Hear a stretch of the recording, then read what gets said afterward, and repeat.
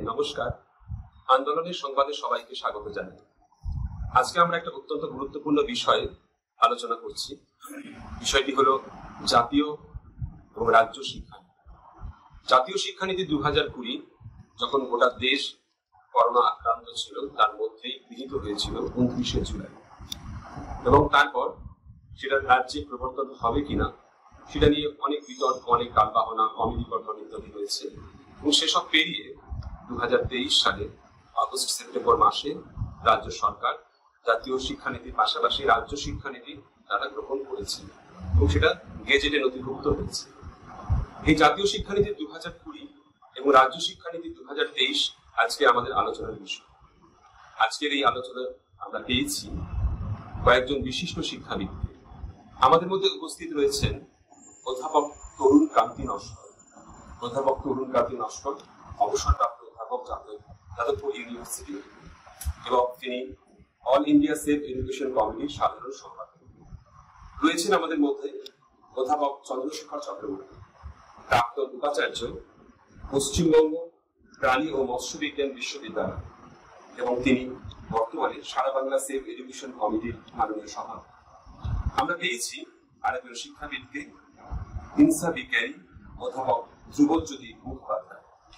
অধ্যাপক ধ্রুবজ্যোতি মুখোপাধ্যায় কলকাতা বিশ্ববিদ্যালয়ের ভূতত্ত্ব বিভাগের প্রাক্তন বিভাগীয় প্রধান, এবং তিনিও অল ইন্ডিয়া সেফ এডুকেশন কমিটির প্রেসিডিয়াম তার সদস্য।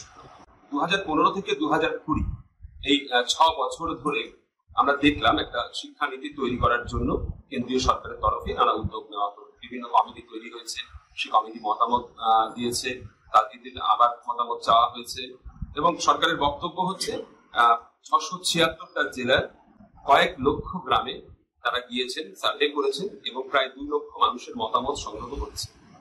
তাহলে এইভাবে যে মতামত সংগ্রহ করার মধ্য দিয়ে একটি শিক্ষানীতি তৈরি হচ্ছে, আমরা কি স্যার, আমি চন্দ্রশেখর বাবুকে জিজ্ঞাসা করছি আপনার কাছে আমাদের প্রশ্ন, যে এটা কি অগণতান্ত্রিক বলা যায়? ভারতবর্ষের যে বিপুল আয়তন, যে বিপুল জনসংখ্যা, যদি ধরেই নিই সত্যিকারে যে এরকম একটা মতামত নেওয়া হয়েছে, তাহলে 140 কোটি মানুষের মধ্যে যে সংখ্যাটা ওনারা বলছেন, দাবি করছেন, সেটা পার্সেন্টেজে কতটা হয়? যাদের মতামত সংগ্রহ করেছেন বলে দাবি করছেন, কাদের মতামত নেওয়া হচ্ছে এটা আমাদের কাছে পরিষ্কারভাবে জানা নেই। প্রথম কথা হচ্ছে 15 সাল থেকে যে কথাটা বলা হয়েছে সেটা ঠিক কিনা আমি সেই প্রশ্নে যাচ্ছি না। আমাদের কাছে 19 সালে প্রথম ড্রাফট যেটা আসে, সেই ড্রাফটের মধ্যে আমরা দেখতে পাই এরকম একটা দাবির ব্যাপার আছে। প্রশ্ন আমাদের সেখানেই ছিল, ভারতবর্ষে যত ছাত্র সংগঠন স্বীকৃত আছে, যত রকমের শিক্ষক সংগঠন স্বীকৃত আছে, এমনকি গণ্যমান্য শিক্ষাবিদ যারা, এডুকেশন সিস্টেম যেটা পাল্টাতে যাচ্ছে, তার সাথে যে সিস্টেমটা আছে সেই সিস্টেমের সাথে যুক্ত মানুষগুলো, তাদের মতামত নেওয়া হয়েছে কিনা, ভারতবর্ষের যারা শিক্ষাবিদ বলে প্রতিষ্ঠিত দেশে এবং বিদেশে, তাদের মতামত নেওয়া হয়েছে কিনা, এই উত্তর আমরা পাইনি। এই কারণেই বলছি, অনেকগুলো ছাত্র সংগঠন যারা ভারতবর্ষে রয়েছে, তাদের মধ্যে আমরা যতটুকু জানি একটি সংগঠন যেটা কেন্দ্রীয় সরকারের যে দলের সাথে মূলত যুক্ত, তাদের যে ছাত্র সংগঠন, তাদের মতামত নেওয়া হয়েছে বলে আমরা শুনতে পেয়েছি। তাদের সাথে যে শিক্ষকরা রয়েছে তাদের মতামত নেওয়া হয়েছে। হয়তো যাদের অভিমত নেওয়া হয়েছে তারাও হয়তো সরকারের যে রাজনৈতিক পরিচিতি তার সাথে তারা যুক্ত। সুতরাং এটাকে সামগ্রিক বলা, সারা ভারতের প্রেক্ষাপটে বলা, এটা উচিত নয়, এবং এটা উচিত নয় বা হচ্ছে না বলেই আমরা বলছি এটা গণতান্ত্রিক হলো না। গণতান্ত্রিক হতে গেলে পরে আগে বলা উচিত ছিল কি কি কারণে বর্তমান শিক্ষা ব্যবস্থা বাতিল করতে হচ্ছে, কি কি কারণে নতুন শিক্ষা ব্যবস্থা এখানে আনতে হচ্ছে, এবং এই নতুন শিক্ষা ব্যবস্থা শুধু আসছে তাই নয়, এটা কোনো পরিবর্তন নয়, এটা একেবারে শেষ অন্যরকম একটা সিস্টেমকে এখানে এনে দেওয়া, যার সাথে আমাদের এই সমাজ একদমই অভ্যস্ত নয়। দেশের ইনফ্রাস্ট্রাকচার, বিদ্যালয় বা অন্যান্য শিক্ষা প্রতিষ্ঠান, তার ইনফ্রাস্ট্রাকচার সেটা কিরকম আছে না আছে সেটাও আমরা জানি না। এর খরচের যে ব্যাপারটা আছে, তার যে দায়ভার কে নেবে সেটাও বলা নেই। সুতরাং আমরা সব দিক থেকে মনে করি যে দাবি বলা হয়েছে, এত সংখ্যক লোকের মতামত দেওয়া হয়েছে, সেটা একটা 0% মধ্যে আসে, এবং সেই 0%টা হয়তো সরকারেরই যারা সমর্থক তারাই হবে। এটা দিয়ে গণতান্ত্রিক ভাবে এটা করা হয়েছে, এটা আমরা মেনে নিতে পারছি না। এখানে আমার একটা প্রশ্ন হচ্ছে যে আপনারা বা ভারতবর্ষ অন্যান্য শিক্ষাবিদরা তারা কি নিজেরা নিজেদের মতামত সেখানে জানাননি? সেগুলো কি বিচার করা হয়েছিল? প্রথম যখন ড্রাফট নীতিটাকে আমার হাতে পেলাম এবং প্রত্যেকের মতামত চাওয়া হলো, তখন আমি জানি বিভিন্ন সংগঠন থেকে লিখিত মতামত সরকারের কাছে পাঠানো হয়েছে। আমি বিজ্ঞান একাডেমির সঙ্গে যুক্ত আছি।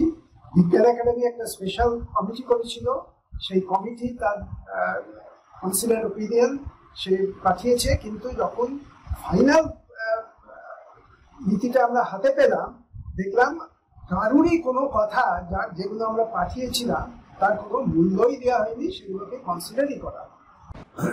এইখানে আমাদের একটা প্রশ্ন যে আমরা দেখছি যে আমাদের দেশের শিক্ষার মূলত দুটো উদ্দেশ্য, একটা জ্ঞানার্জন আছে এবং এই জ্ঞানার্জনের মধ্য দিয়ে গণতান্ত্রিক মূল্যবোধ, বিজ্ঞান ভিত্তিক মানসিকতা, বহুত্ববাদ সহ আরো যে মূল্যবোধ রয়েছে তার বিকাশ। আবার উল্টো দিকে এই শিক্ষাদানের মধ্য দিয়ে যাতে আগামী জীবনে যারা পড়াশোনা করছে তারা তাদের চাকরি জীবন বা মানে অর্থনৈতিক রোজগারের দিকটাও যাতে তারা ভালো করে করতে পারে। ফলে এখানে একটা বৃত্তিমূলক শিক্ষারও ব্যবস্থা রয়েছে। এই দুটোরই কিন্তু আমরা সংমিশ্রণ জাতীয় এবং রাজ্য শিক্ষানীতিতে আমরা দেখতে পাচ্ছি। তাহলে এই জায়গাটা আপনাদের মনে হয় না যেটা একটা সঠিক সিদ্ধান্ত নেওয়া হয়েছে?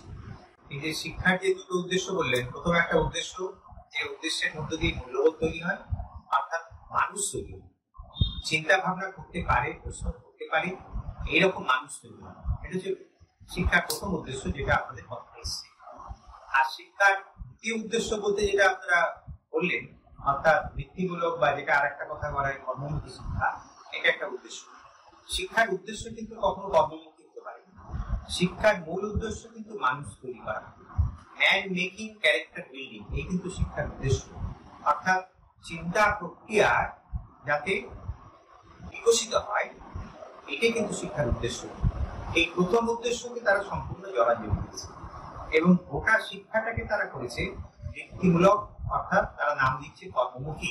এই কর্মমুখী কথাটা বহুদিন ধরে তারা এভাবে দিয়ে আসছে এবং এই শিক্ষানীতিতে এই কর্মমুখী শিক্ষার মানে এত জোর, যেটা আগে কোনো শিক্ষানীতিতে আমরা দেখিনি। যে ম্যান মেকিং ক্যারেক্টার বিল্ডিং অ্যাসপেক্টটাকে তারা বাদ দিয়ে কর্মমুখী শিক্ষার উপর তারা জোর দিল। এই কর্মমুখী শিক্ষার মধ্যে দিয়ে কি তাদেরকে এই যে ছাত্রছাত্রীদের বোঝানো হচ্ছে যে তোমরা কিন্তু চাকরি পাবে, এবং অনেকে কিন্তু ভুল বুঝছে, তারা মিসগাইডেড হচ্ছে, মিসগাইডেড হয়ে ভাবছে যে হ্যাঁ এই শিক্ষানীতির মধ্য দিয়ে গেলে হয়তো চাকরি পাওয়া যাবে। কিন্তু আমি এখানে যেটা ভাবতে বলছি আপনাদের, সেটা হচ্ছে যে ধরুন আমাদের দেশে কর্মমুখী শিক্ষার কিন্তু প্রাতিষ্ঠানিক জায়গা আছে, ওই কামারশালা কুমারশালায় গিয়ে না, প্রাতিষ্ঠানিক জায়গা একেবারে শুরু থেকে ITI, তারপরে আছে পলিটেকনিক, তারপরে আছে ইঞ্জিনিয়ারিং, এগুলো তো আছেই এবং এগুলো প্রাতিষ্ঠানিক শিক্ষা সেখানে হয়। এখানে তো হাজার হাজার বেকার। এখন আমি তো একটা ইঞ্জিনিয়ারিং কলেজের একটা মানে দেশের একটা অন্তত প্রথম সারির একটা বিশ্ববিদ্যালয় থেকে আমি সেখান থেকে অবসর নিচ্ছি। অর্থাৎ এখন ইঞ্জিনিয়াররা তারা কিন্তু ওই 10,000, 15,000, 20,000 টাকার চাকরি এটা পেলেই তারা অনেকটা নিজেদের ভাগ্যবান হতে পারে। এই চাকরিও তাদের চলে না, মানে বহু জায়গায় সিট ফাঁকা থাকছে, কারণ ইঞ্জিনিয়ারিং করে আর চাকরি পাওয়া যাচ্ছে না, বহু সিট ফাঁকা থাকছে। এটা তো আপনারা সংবাদ মাধ্যমে দেখেছেন। ফলে এখানেই যখন চাকরি নেই, সেখানে কামারশালা কুমারশালায় গিয়ে এবং গোটা শিক্ষা ব্যবস্থাটাকে কর্মমুখী করে দিয়ে এই যে পড়ুয়াদের তাদেরকে ভুল বোঝানোর চেষ্টা করা হচ্ছে, তাদের মিসগাইড করা হচ্ছে, করে বলা হচ্ছে এই শিক্ষার মধ্য দিয়ে চাকরি পাবে, এটা কিন্তু বিভ্রান্তিকর। এবং এর মধ্য দিয়ে আসল যেটা, সেটা হচ্ছে মূল শিক্ষা, মৌলিক শিক্ষা, সেটার গুরুত্বকে তারা হ্রাস করে দিচ্ছে, যেটা আমাদের কাছে মনে হচ্ছে অত্যন্ত বিপজ্জনক। এখানে এবং এখানে কিন্তু কিছু যন্ত্রবাদ মানুষ তৈরি হবে, এর থেকে কিছু হবে না। কর্মমুখী শিক্ষার মধ্য দিয়ে কিছু যন্ত্রবাদ মানুষ তৈরি হয় এবং সেই যন্ত্রবাদ মানুষগুলো যে কাজটা করতে পারে সেটা হচ্ছে এই যে ব্যবস্থা, যেটাকে আমরা শোষণমূলক পুঁজিবাদী ব্যবস্থা বলি, এই শোষণমূলক পুঁজিবাদী ব্যবস্থাতে যে কলকারখানাগুলো আছে, যার মালিক হচ্ছে এই মালিক শ্রেণী, সেই কলকারখানার চালক তারা হতে পারবে যদি কিছু শেখে, ওই চালক হওয়ার কাজটাই তারা শিখবে। কিন্তু চিন্তা ভাবনা করার যে ব্যাপারটা, এই চিন্তা ভাবনা করার ব্যাপারটা সম্পূর্ণভাবে কিন্তু তারা হারাবে। অর্থাৎ থিঙ্কিং ফ্যাকাল্টি যেটা, এটা কিন্তু বিকাশ হবে এই কর্মসূচি। তরুণবাবু যেটা বললেন তার সাথে একটুখানি বলছি, সেটা হলো কর্মমুখী শিক্ষা কেন্দ্রীয় সরকার যে স্তর থেকে চালু করছে, আগে এডুকেশনে এই স্তর, এইরকম স্তর থেকে এই ধরনের শিক্ষা ছিল না, বা কর্মমুখী শিক্ষা আলাদা একটা স্তর বলেই ধরা হতো, যারা ভোকেশনাল কোর্স করে মাধ্যমিক বা উচ্চ মাধ্যমিক পাস করেছে। তাদের কি ফেট আপনার সার্ভে করে দেখুন। তারা যে কেউ কোনো জায়গায় যে খুব একটা ভালো কিছু করতে পেরেছে তা নয়, তারা যেটা শিখেছে কাজ করতে হয়তো অন্য একটাতে যে। এখন যদি ক্লাস 6 থেকে যেটা বলা হলো, একটা কুমোরের কাছে গেলে কুমোর হওয়া যায় না। একটা মাটির কিছু তৈরি করতে গেলে তার পেছনে যে ধরনের শ্রম এবং যে ধরনের টেকনোলজি দরকার সেটা শিখতে গেলে একটা ছাত্রের কয়েক মাস যদি সেখানে যুক্ত হয়ে থাকে তবে হয়তো কিছুটা শিখতে পারবে, আদারওয়াইজ মানে অন্যথায় সেটা সম্ভব নয়। এটা এক ধরনের, এটা উনি বলেছেন যে এটা এক ধরনের বিভ্রান্তি করে দেওয়া ছাত্র এবং অভিভাবকদের। দ্বিতীয় কথা, রাজ্য সরকারও জিনিসটাকে নেওয়ার চেষ্টা করেছে। তারা কি বলছে, ইন্ডাস্ট্রির সাথে এদের একটা রিলেশন তৈরি করে দেওয়া হবে। আমি একটা জিনিস আপনাদের মাধ্যমে বলতে চাইছি, কোন ইন্ডাস্ট্রি আছে যারা এই ধরনের অনুপযুক্ত কিংবা সাধারণভাবে সামান্য কিছু জ্ঞানযুক্ত একজন ভোকেশনাল ট্রেনিকে তাদের সার্ভিসে নেবে? এটা কি বাস্তবসম্মত? কোনো কারখানা আছে যে কারখানাতে, প্রথম কথা হচ্ছে ক্লাস 6 থেকে পাস করলে তো হবে না, তাদের 18 বছর বয়স না হলে চাকরি পাবে না। 18 বছর বয়স যখন হবে তার মধ্যে কতগুলো ভোকেশনাল স্ট্রিম সে করবে, একটা, দুটো, তিনটে, চারটে করতে করতে কোন ইন্ডাস্ট্রি তাকে জব দেবে? যে ইন্ডাস্ট্রি এখন আমরা জানি এই বর্তমান যুগে কোনো ইন্ডাস্ট্রির একক মালিকানা থাকছে না। এক বছর একটা ইন্ডাস্ট্রি যিনি চালাচ্ছেন, পরেই দেখা যাচ্ছে ইন্ডাস্ট্রি সেই হাত বদল হয়ে গেছে, তার প্রোডাকশন অন্যরকম হয়ে যাচ্ছে। সুতরাং ইন্ডাস্ট্রির নিড আর যারা তৈরি করবে তাদের নিড ম্যাচ না করলে কোনোদিনই সেখানে জব তৈরি হবে না। এটা আমি বর্ধমান ইউনিভার্সিটিতে অধ্যাপনা করেছি, সেখানে এরকম একটা প্রচেষ্টা করা হয়েছিল ছাত্রদের সাথে ইন্ডাস্ট্রি লিঙ্ক করানো। ইন্ডাস্ট্রি এসে তারা বললো, তখনকার দিনে, এই এখনো তারা আছেন, অনেকেই বললেন আমরা যা চাই আপনারা কি সেটা তৈরি করে দিতে পারবেন? আমাদের যা সিলেবাস, আমরা সিলেবাস ভিত্তিক পড়াই, ওদের যা নিড সেটা প্র্যাকটিক্যাল নিড। এই প্র্যাকটিক্যাল নিড এবং সিলেবাস ভিত্তিক নিড এই দুটো ম্যাচ করেনি, বর্তমানে সেটা সম্ভব হয়নি। আমি অনেক বছর আগে কথা বলছি, এখন হয়েছে কিনা জানি না, কিন্তু এই ব্যবস্থাটা বিদেশে হয়তো থাকতে পারে, কিন্তু আমাদের দেশে এটা অপরিকল্পিত এবং ছাত্রদের ভবিষ্যৎ অন্ধকারে ফেলার একটা ব্যবস্থা বলে আমি অন্ততপক্ষে মনে করি। অর্থাৎ আপনাদের বক্তব্য হচ্ছে যে জ্ঞানার্জনটাও হলো না এবং কর্মমুখী শিক্ষার নামে কর্মটাও তারা অ্যাকচুয়ালি পাবে না। ঠিকই তাই, ঠিকই তাই। আমরা সবাই জানি যে শিক্ষার ভিত হচ্ছে স্কুল শিক্ষা। আমাদের রাজ্যে এবং গোটা দেশে এর আগে ছিল যে 10+2, অর্থাৎ ক্লাস 1 থেকে 10 এবং 11-12 কোথাও ক্লাস 1 ক্লাস 2 বলা হয়, এভাবে ছিল। কিন্তু জাতীয় শিক্ষানীতি এবং রাজ্য শিক্ষানীতি এখানে পরিবর্তন নিয়ে এসছে। তারা নিয়ে আসছে সামগ্রিকভাবে 15 বছরের একটা শিক্ষা ব্যবস্থা। প্রথমে তারা বলছে 5, তারপর ক্লাস 3, ক্লাস 4, 5 + 3 + 3 + 4, এভাবে তারা ব্রেক করছে। তো দুটো শিক্ষানীতিতেই ব্যাপারটা আছে, এইভাবে তারা ভাগ করেছে। এবং রাইট টু এডুকেশন অ্যাক্টেও ছিল 7 বছরের মধ্যে ক্লাস 1-এ ভর্তি হতেই হবে। বর্তমান শিক্ষানীতিতে বলা হচ্ছে যে 3 বছরের মধ্যে প্রাক প্রাথমিক শিক্ষা শুরু করতে হবে, 3 বছরের মাথায় প্রাক প্রাথমিক শিক্ষা শুরু করতে হবে। শিশুদের যাতে এই বয়সে অহেতুক চাপ না থাকে, পাশ ফেল কথা না থাকে, তাই খেলার মাধ্যমে এবং নানা উপায়ে তাদেরকে শেখাতে হবে। এবং এইভাবে যে তারা ভাবছে ধাপে ধাপে শেখাবে, তাহলে এর মধ্য দিয়ে তো শিক্ষার ভিতটাই শক্তিশালী হবে এবং আগামী দিনে শিক্ষাটা উন্নত হবে। এ ব্যাপারে আপনাদের কি মতামত?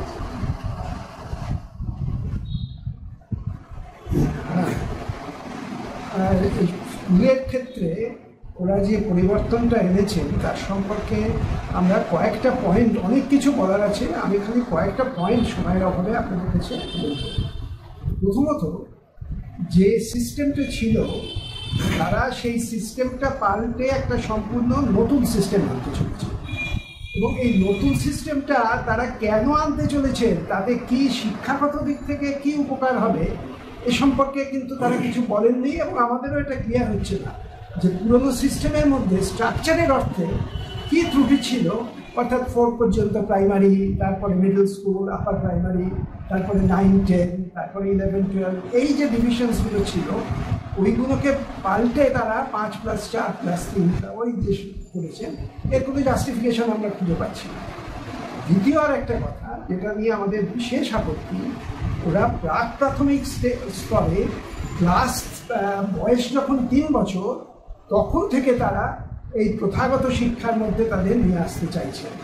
প্রথাগত শিক্ষা সেখানে বইপত্র হয়তো থাকবে না, কিন্তু প্রথাগত শিক্ষায় এইখানে আমি যতদূর জানি, যারা এই ছোটদের শিক্ষা নিয়ে ভাবনা চিন্তা করেছেন, গবেষণা করেছেন, ব্যবস্থাপকরা করেছেন, শিক্ষাবিদরা করেছেন, এসএলসি তার কথা আমরা শুনেছি, মন্টেসরি যে সিস্টেম তার কথা আমরা শুনেছি, তারা কিন্তু কেউই বলেননি যে 3 বছরে থেকে এই শিক্ষা দেওয়া উচিত।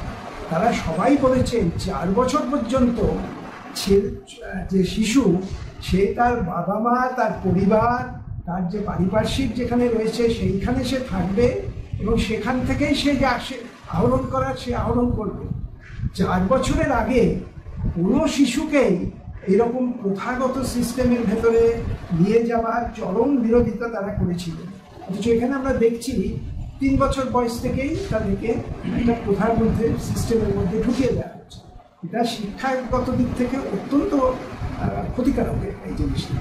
এটা সমস্ত শিক্ষাবিদদের যা দীর্ঘ গবেষণার ফল তার বিরুদ্ধে যাচ্ছে। দ্বিতীয় আরেকটি বিষয় আমরা বলি, তারা এই যে প্রাথমিক শিক্ষা, যেখানে ওরা বলছেন তারা হাসি খুশি খেলা করবে, খেলার জিনিস নিয়ে, খেলনা নিয়ে খেলবে, এই সমস্ত কাজটা হবে, তার দায়িত্বটা দিচ্ছেন অঙ্গনবাড়িকে।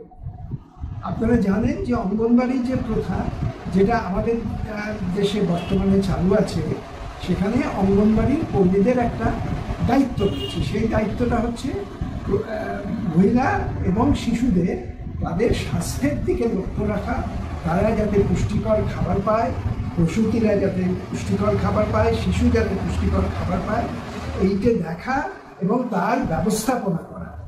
এবং এটাও আপনারা জানেন যে এই অঙ্গনবাড়ি কর্মী যারা, তারা অত্যন্ত, তাদের উপরে যে দায়িত্ব দেওয়া হয়েছে তার তুলনায় লোক সংখ্যা খুবই কম। অর্থাৎ একজন অঙ্গনবাড়ি কর্মীকে যতজন এইরকম স্বাস্থ্যের দেখার দায়িত্ব দেওয়া হলো, ততজন লোককে দেখার সময়ও সে পায় না, ফলে সেই কাজটাই তারা ভালোভাবে করতে পারে না। এবং অনেক অঙ্গনবাড়ি রয়েছে যেখানে তাদের কোনো বিশেষ পরিকাঠামোও নেই, কোনো বাড়িও নেই, ঘরও নেই। এইরকম একটা অঙ্গনবাড়ি সিস্টেম যেখানে চালু আছে, সেখানে তারা এই অঙ্গনবাড়ির কর্মী যাদের শিক্ষা, তাদের কোনো অভিজ্ঞতাই নেই এবং তাদের যোগ্যতাও এইরকমভাবে স্থির করা হয়নি যে তাদের ছোটদের শিক্ষা দিতে হবে। ছোটদের শিক্ষা দেওয়ার জন্য বিশেষ ট্রেনিংয়ের প্রয়োজন, তাদের অনেক ধৈর্য ধরে শিশু মনের মনস্তত্ত্ব বুঝে তাদের পড়াতে হয়, তার জন্য তাদের বিশেষ প্রশিক্ষণ প্রয়োজন। তো সেই প্রশিক্ষণ ছাড়া অঙ্গনবাড়ি কর্মী যাদেরকে আপনারা রিক্রুট করেছেন সম্পূর্ণ অন্য ধরনের কাজ করার জন্যে, তাদের উপরে দায়িত্ব দিচ্ছেন শিশুদের পড়াশোনার ভার। এবং আমরা জানি যে এই সময়টা শিশু শিক্ষার পক্ষে অত্যন্ত গুরুত্বপূর্ণ সময়, কারণ শিশুর পার্সোনালিটি এই সময় থেকেই গড়ে উঠতে থাকে। কাজেই এইখানে আপনারা যার কোনো যোগ্যতাই নেই, তাদের কোনো ট্রেনিংও নেই, তাদের হাতে এই শিশু শিক্ষার দায়িত্ব দিয়ে যাচ্ছে। ইংলিশে একটা কথা আছে যে policy is as good as its implementation. Implementation, রূপায়ণটা যদি খারাপ হয়, তাহলে আপনি পলিসি যাই করুন তার ফলটা বিষম হয়। এখানে অঙ্গনবাড়ির ক্ষেত্রে আমাদের মনে হচ্ছে সেটাই হবে। আর দ্বিতীয় আরেকটি বিষয় আপনাদের সামনে আমি রাখি, যে তারা বলছেন যে ওই যে খেলাধুলার মাধ্যমে পড়বে, এখন সেই খেলাধুলার মাধ্যমে পড়তে পড়তে একসময় তো তাকে বই পড়া শিখতে হবে, তাকে লিখতে শিখতে হবে, তাকে অঙ্ক শিখতে হবে, এই কাজগুলো করতে হবে। তো কিন্তু তারা বলছেন ক্লাস 5 পর্যন্ত প্র্যাকটিক্যালি কোনো পাঠ্যপুস্তক থাকবে না। তারা ওই কথা বলে বলে, নিজেদের মধ্যে কথা বলে, শিক্ষকের সঙ্গে কথা বলে, কিছু প্র্যাকটিসের মধ্যে দিয়ে, কিছু খেলনার মধ্যে দিয়ে, এইভাবে তারা শিখবে। এইতে করে শিক্ষার মানটা বজায় থাকবে ক্লাস 5 পর্যন্ত। আপনারা কিন্তু মনে করেন যে এটা কি বাস্তবসম্মত একটা জিনিস হবে যে ক্লাস 5 পর্যন্ত তারা যদি কোনো বই পড়বে না, এইরকম একটা শিক্ষার ব্যবস্থা আছে। আরেকটি খুব খারাপ দিক যেটা তারা করেছে, তারা স্কুল স্তরে সেমিস্টার প্রথা, ক্লাস 8 থেকেই তারা সেমিস্টার প্রথা।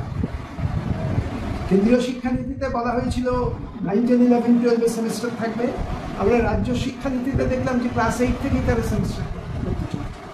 এখন সেমিস্টার প্রথা আমাদের দেশে বর্তমানে বিশ্ববিদ্যালয়ে চালু আছে, এবং এখানে যারা বিশ্ববিদ্যালয়ের শিক্ষক রয়েছেন তারাও জানেন যে বিশ্ববিদ্যালয়ের শিক্ষকদের মধ্যেই একটা সবাই খুব সিরিয়াসলি আমরা এই কথাটা ভাবছি যে এই সেমিস্টার প্রথার মধ্যে দিয়ে আমরা কি ছাত্রদের প্রকৃত শিক্ষা দিতে পারছি। কারণ সেমিস্টার প্রথায় কি হয় যে একটা কোর্স সেটা খুব তাড়াতাড়ি করে 6 মাস কাগজে কলমে, কিন্তু প্র্যাকটিক্যালি 4 সপ্তাহ থেকে 5 সপ্তাহের মধ্যে এই কোর্সটাকে শেষ করতে হয়, খুব দ্রুত শেষ করতে হয়। এবং তারপরে পরীক্ষা, সেই পরীক্ষাটাও তার ভেতরে ইন্টারনাল অ্যাসেসমেন্ট, তার প্রজেক্ট, তার অনেক গুরুত্ব থাকে। এবং ওই যে পরীক্ষাটা সে কোর্সটা কমপ্লিট করলো, সে কমপ্লিট করার পরে সেই সেমিস্টারের কোর্সগুলো সে কমপ্লিটলি ভুলে গেল, কারণ তার পরের সেমিস্টারে তাকে আর সেই বিষয় নিয়ে তার কোনো কিছু তার ভাবার কোনো অবকাশ নেই। সামগ্রিক জ্ঞান একটা বাধাপ্রাপ্ত, সামগ্রিক জ্ঞানটা বাধাপ্রাপ্ত হচ্ছে।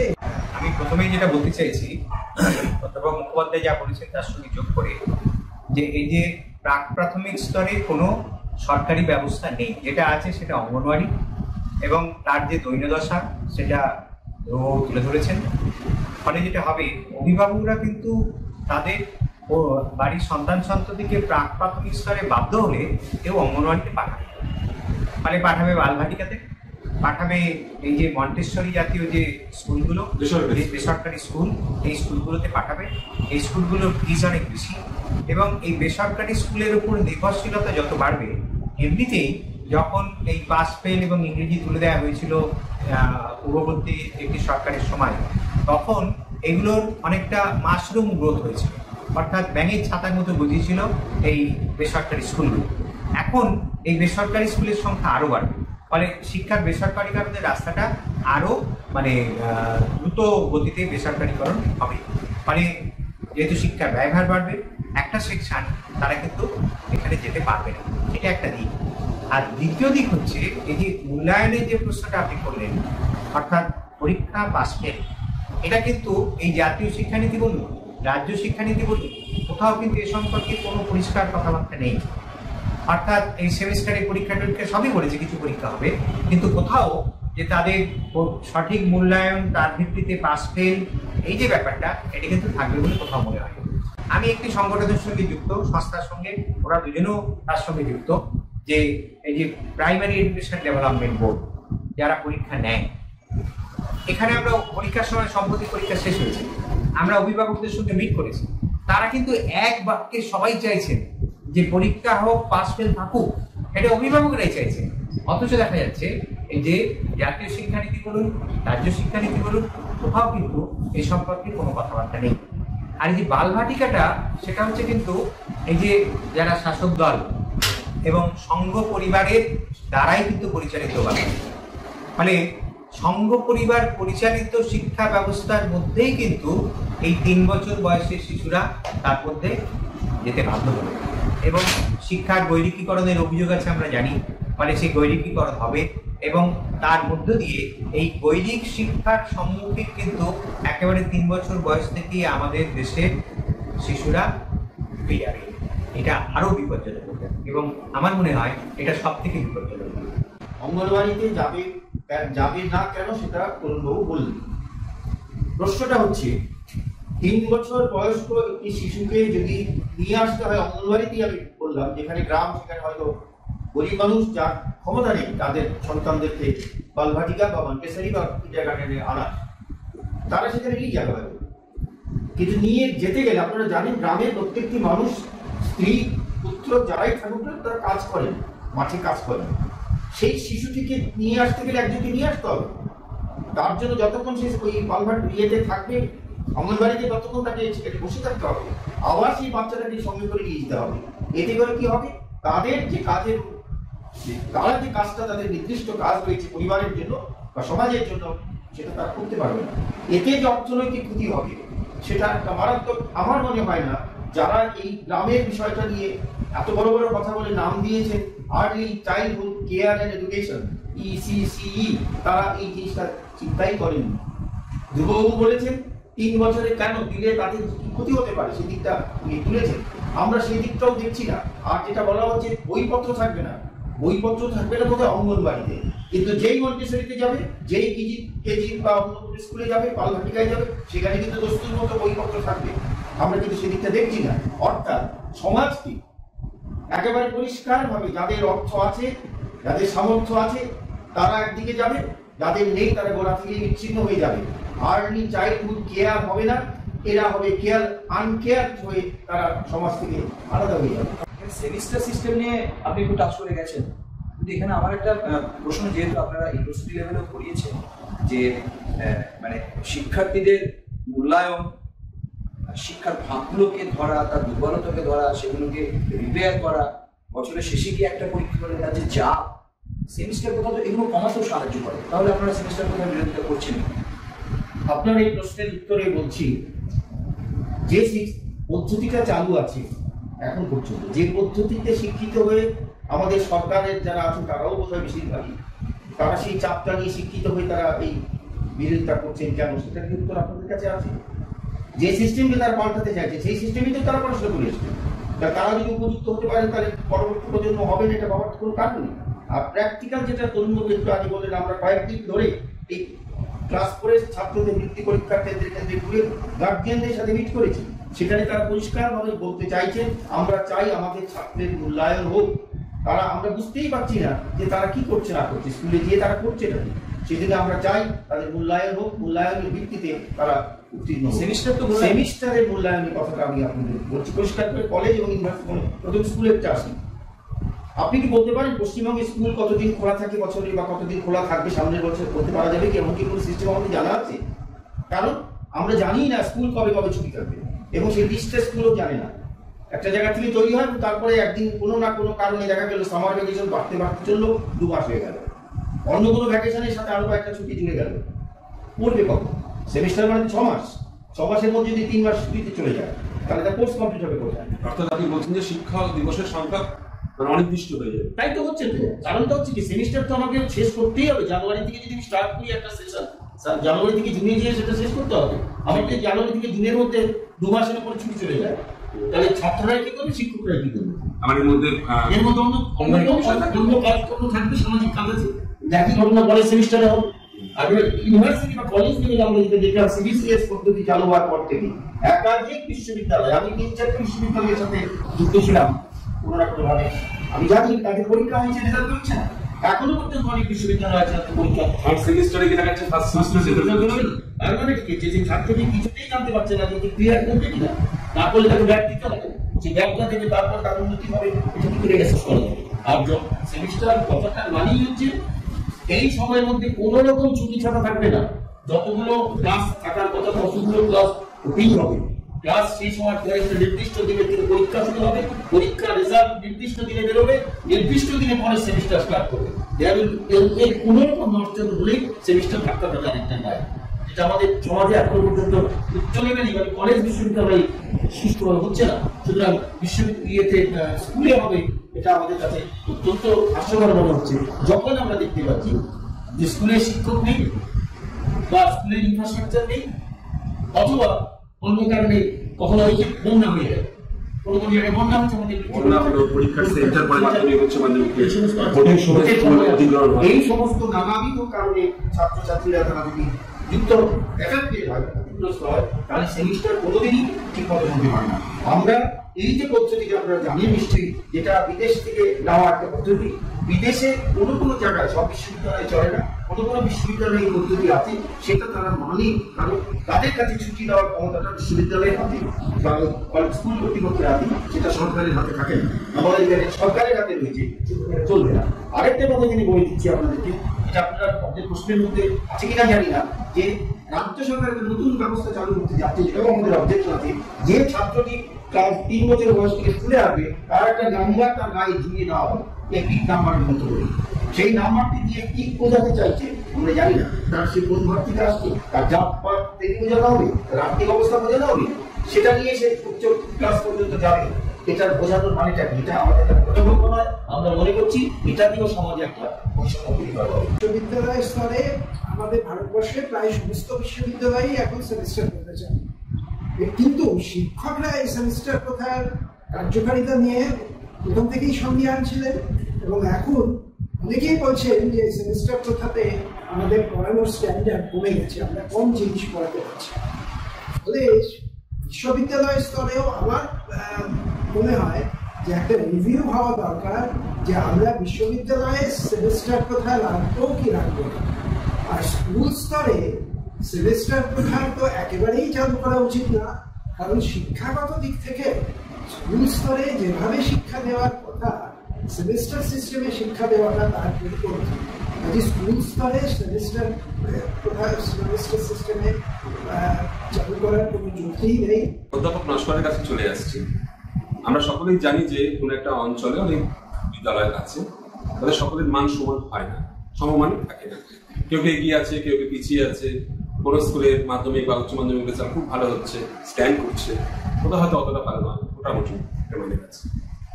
এক্ষেত্রে জাতীয় শিক্ষানীতিতে এবং রাজ্যের শিক্ষানীতিতে একটা অভিনব ভাবনা নিয়ে আসা হয়েছে যে ক্লাস্টার অফ স্কুলস, 10টা স্কুলকে নিয়ে একটা ক্লাস্টার, সেখানে তাদের সম্পদের আদান প্রদানের কথা তারা বলছেন, অর্থাৎ শিক্ষক এক জায়গা থেকে অন্য জায়গায় যাবে, লাইব্রেরি তারা গিয়ে এক জায়গা থেকে অন্য জায়গায় গিয়ে ব্যবহার করবে, এরকম ভাবে ব্যাপারটা আদান প্রদান হবে। এবং রাজ্য শিক্ষানীতিতে আরো এগিয়ে ক্লাস্টার অফ কলেজ বলা হচ্ছে, এমনকি নতুন বিশ্ববিদ্যালয়গুলোকে পুরনো কোনো একটি বিশ্ববিদ্যালয়ের সাহচর্যে বড় হওয়া বা বিকশিত হওয়ার কথা বলা হচ্ছে। এক্ষেত্রে অধ্যাপক নস্কর, আপনার মতামত? কথাগুলো শুনতে কিন্তু খুব ভালো, যে একটা দুর্বল স্কুল, একটা সবল স্কুলের থেকে সাহায্য নেবে, দুর্বল বিশ্ববিদ্যালয়, সবল বিশ্ববিদ্যালয় থেকে সবল মানে যার পরিকাঠামো ভালো তার থেকে সাহায্য নেবে। কথাগুলো শুনতে কিন্তু আপাত দৃষ্টিতে খুবই ভালো, কিন্তু এর পিছনে যে মানুষকে বিভ্রান্তির যে সুযোগটা আছে সেটা যদি না বুঝে যায় তাহলে কিন্তু ব্যাপারটা বুঝে যাবে না।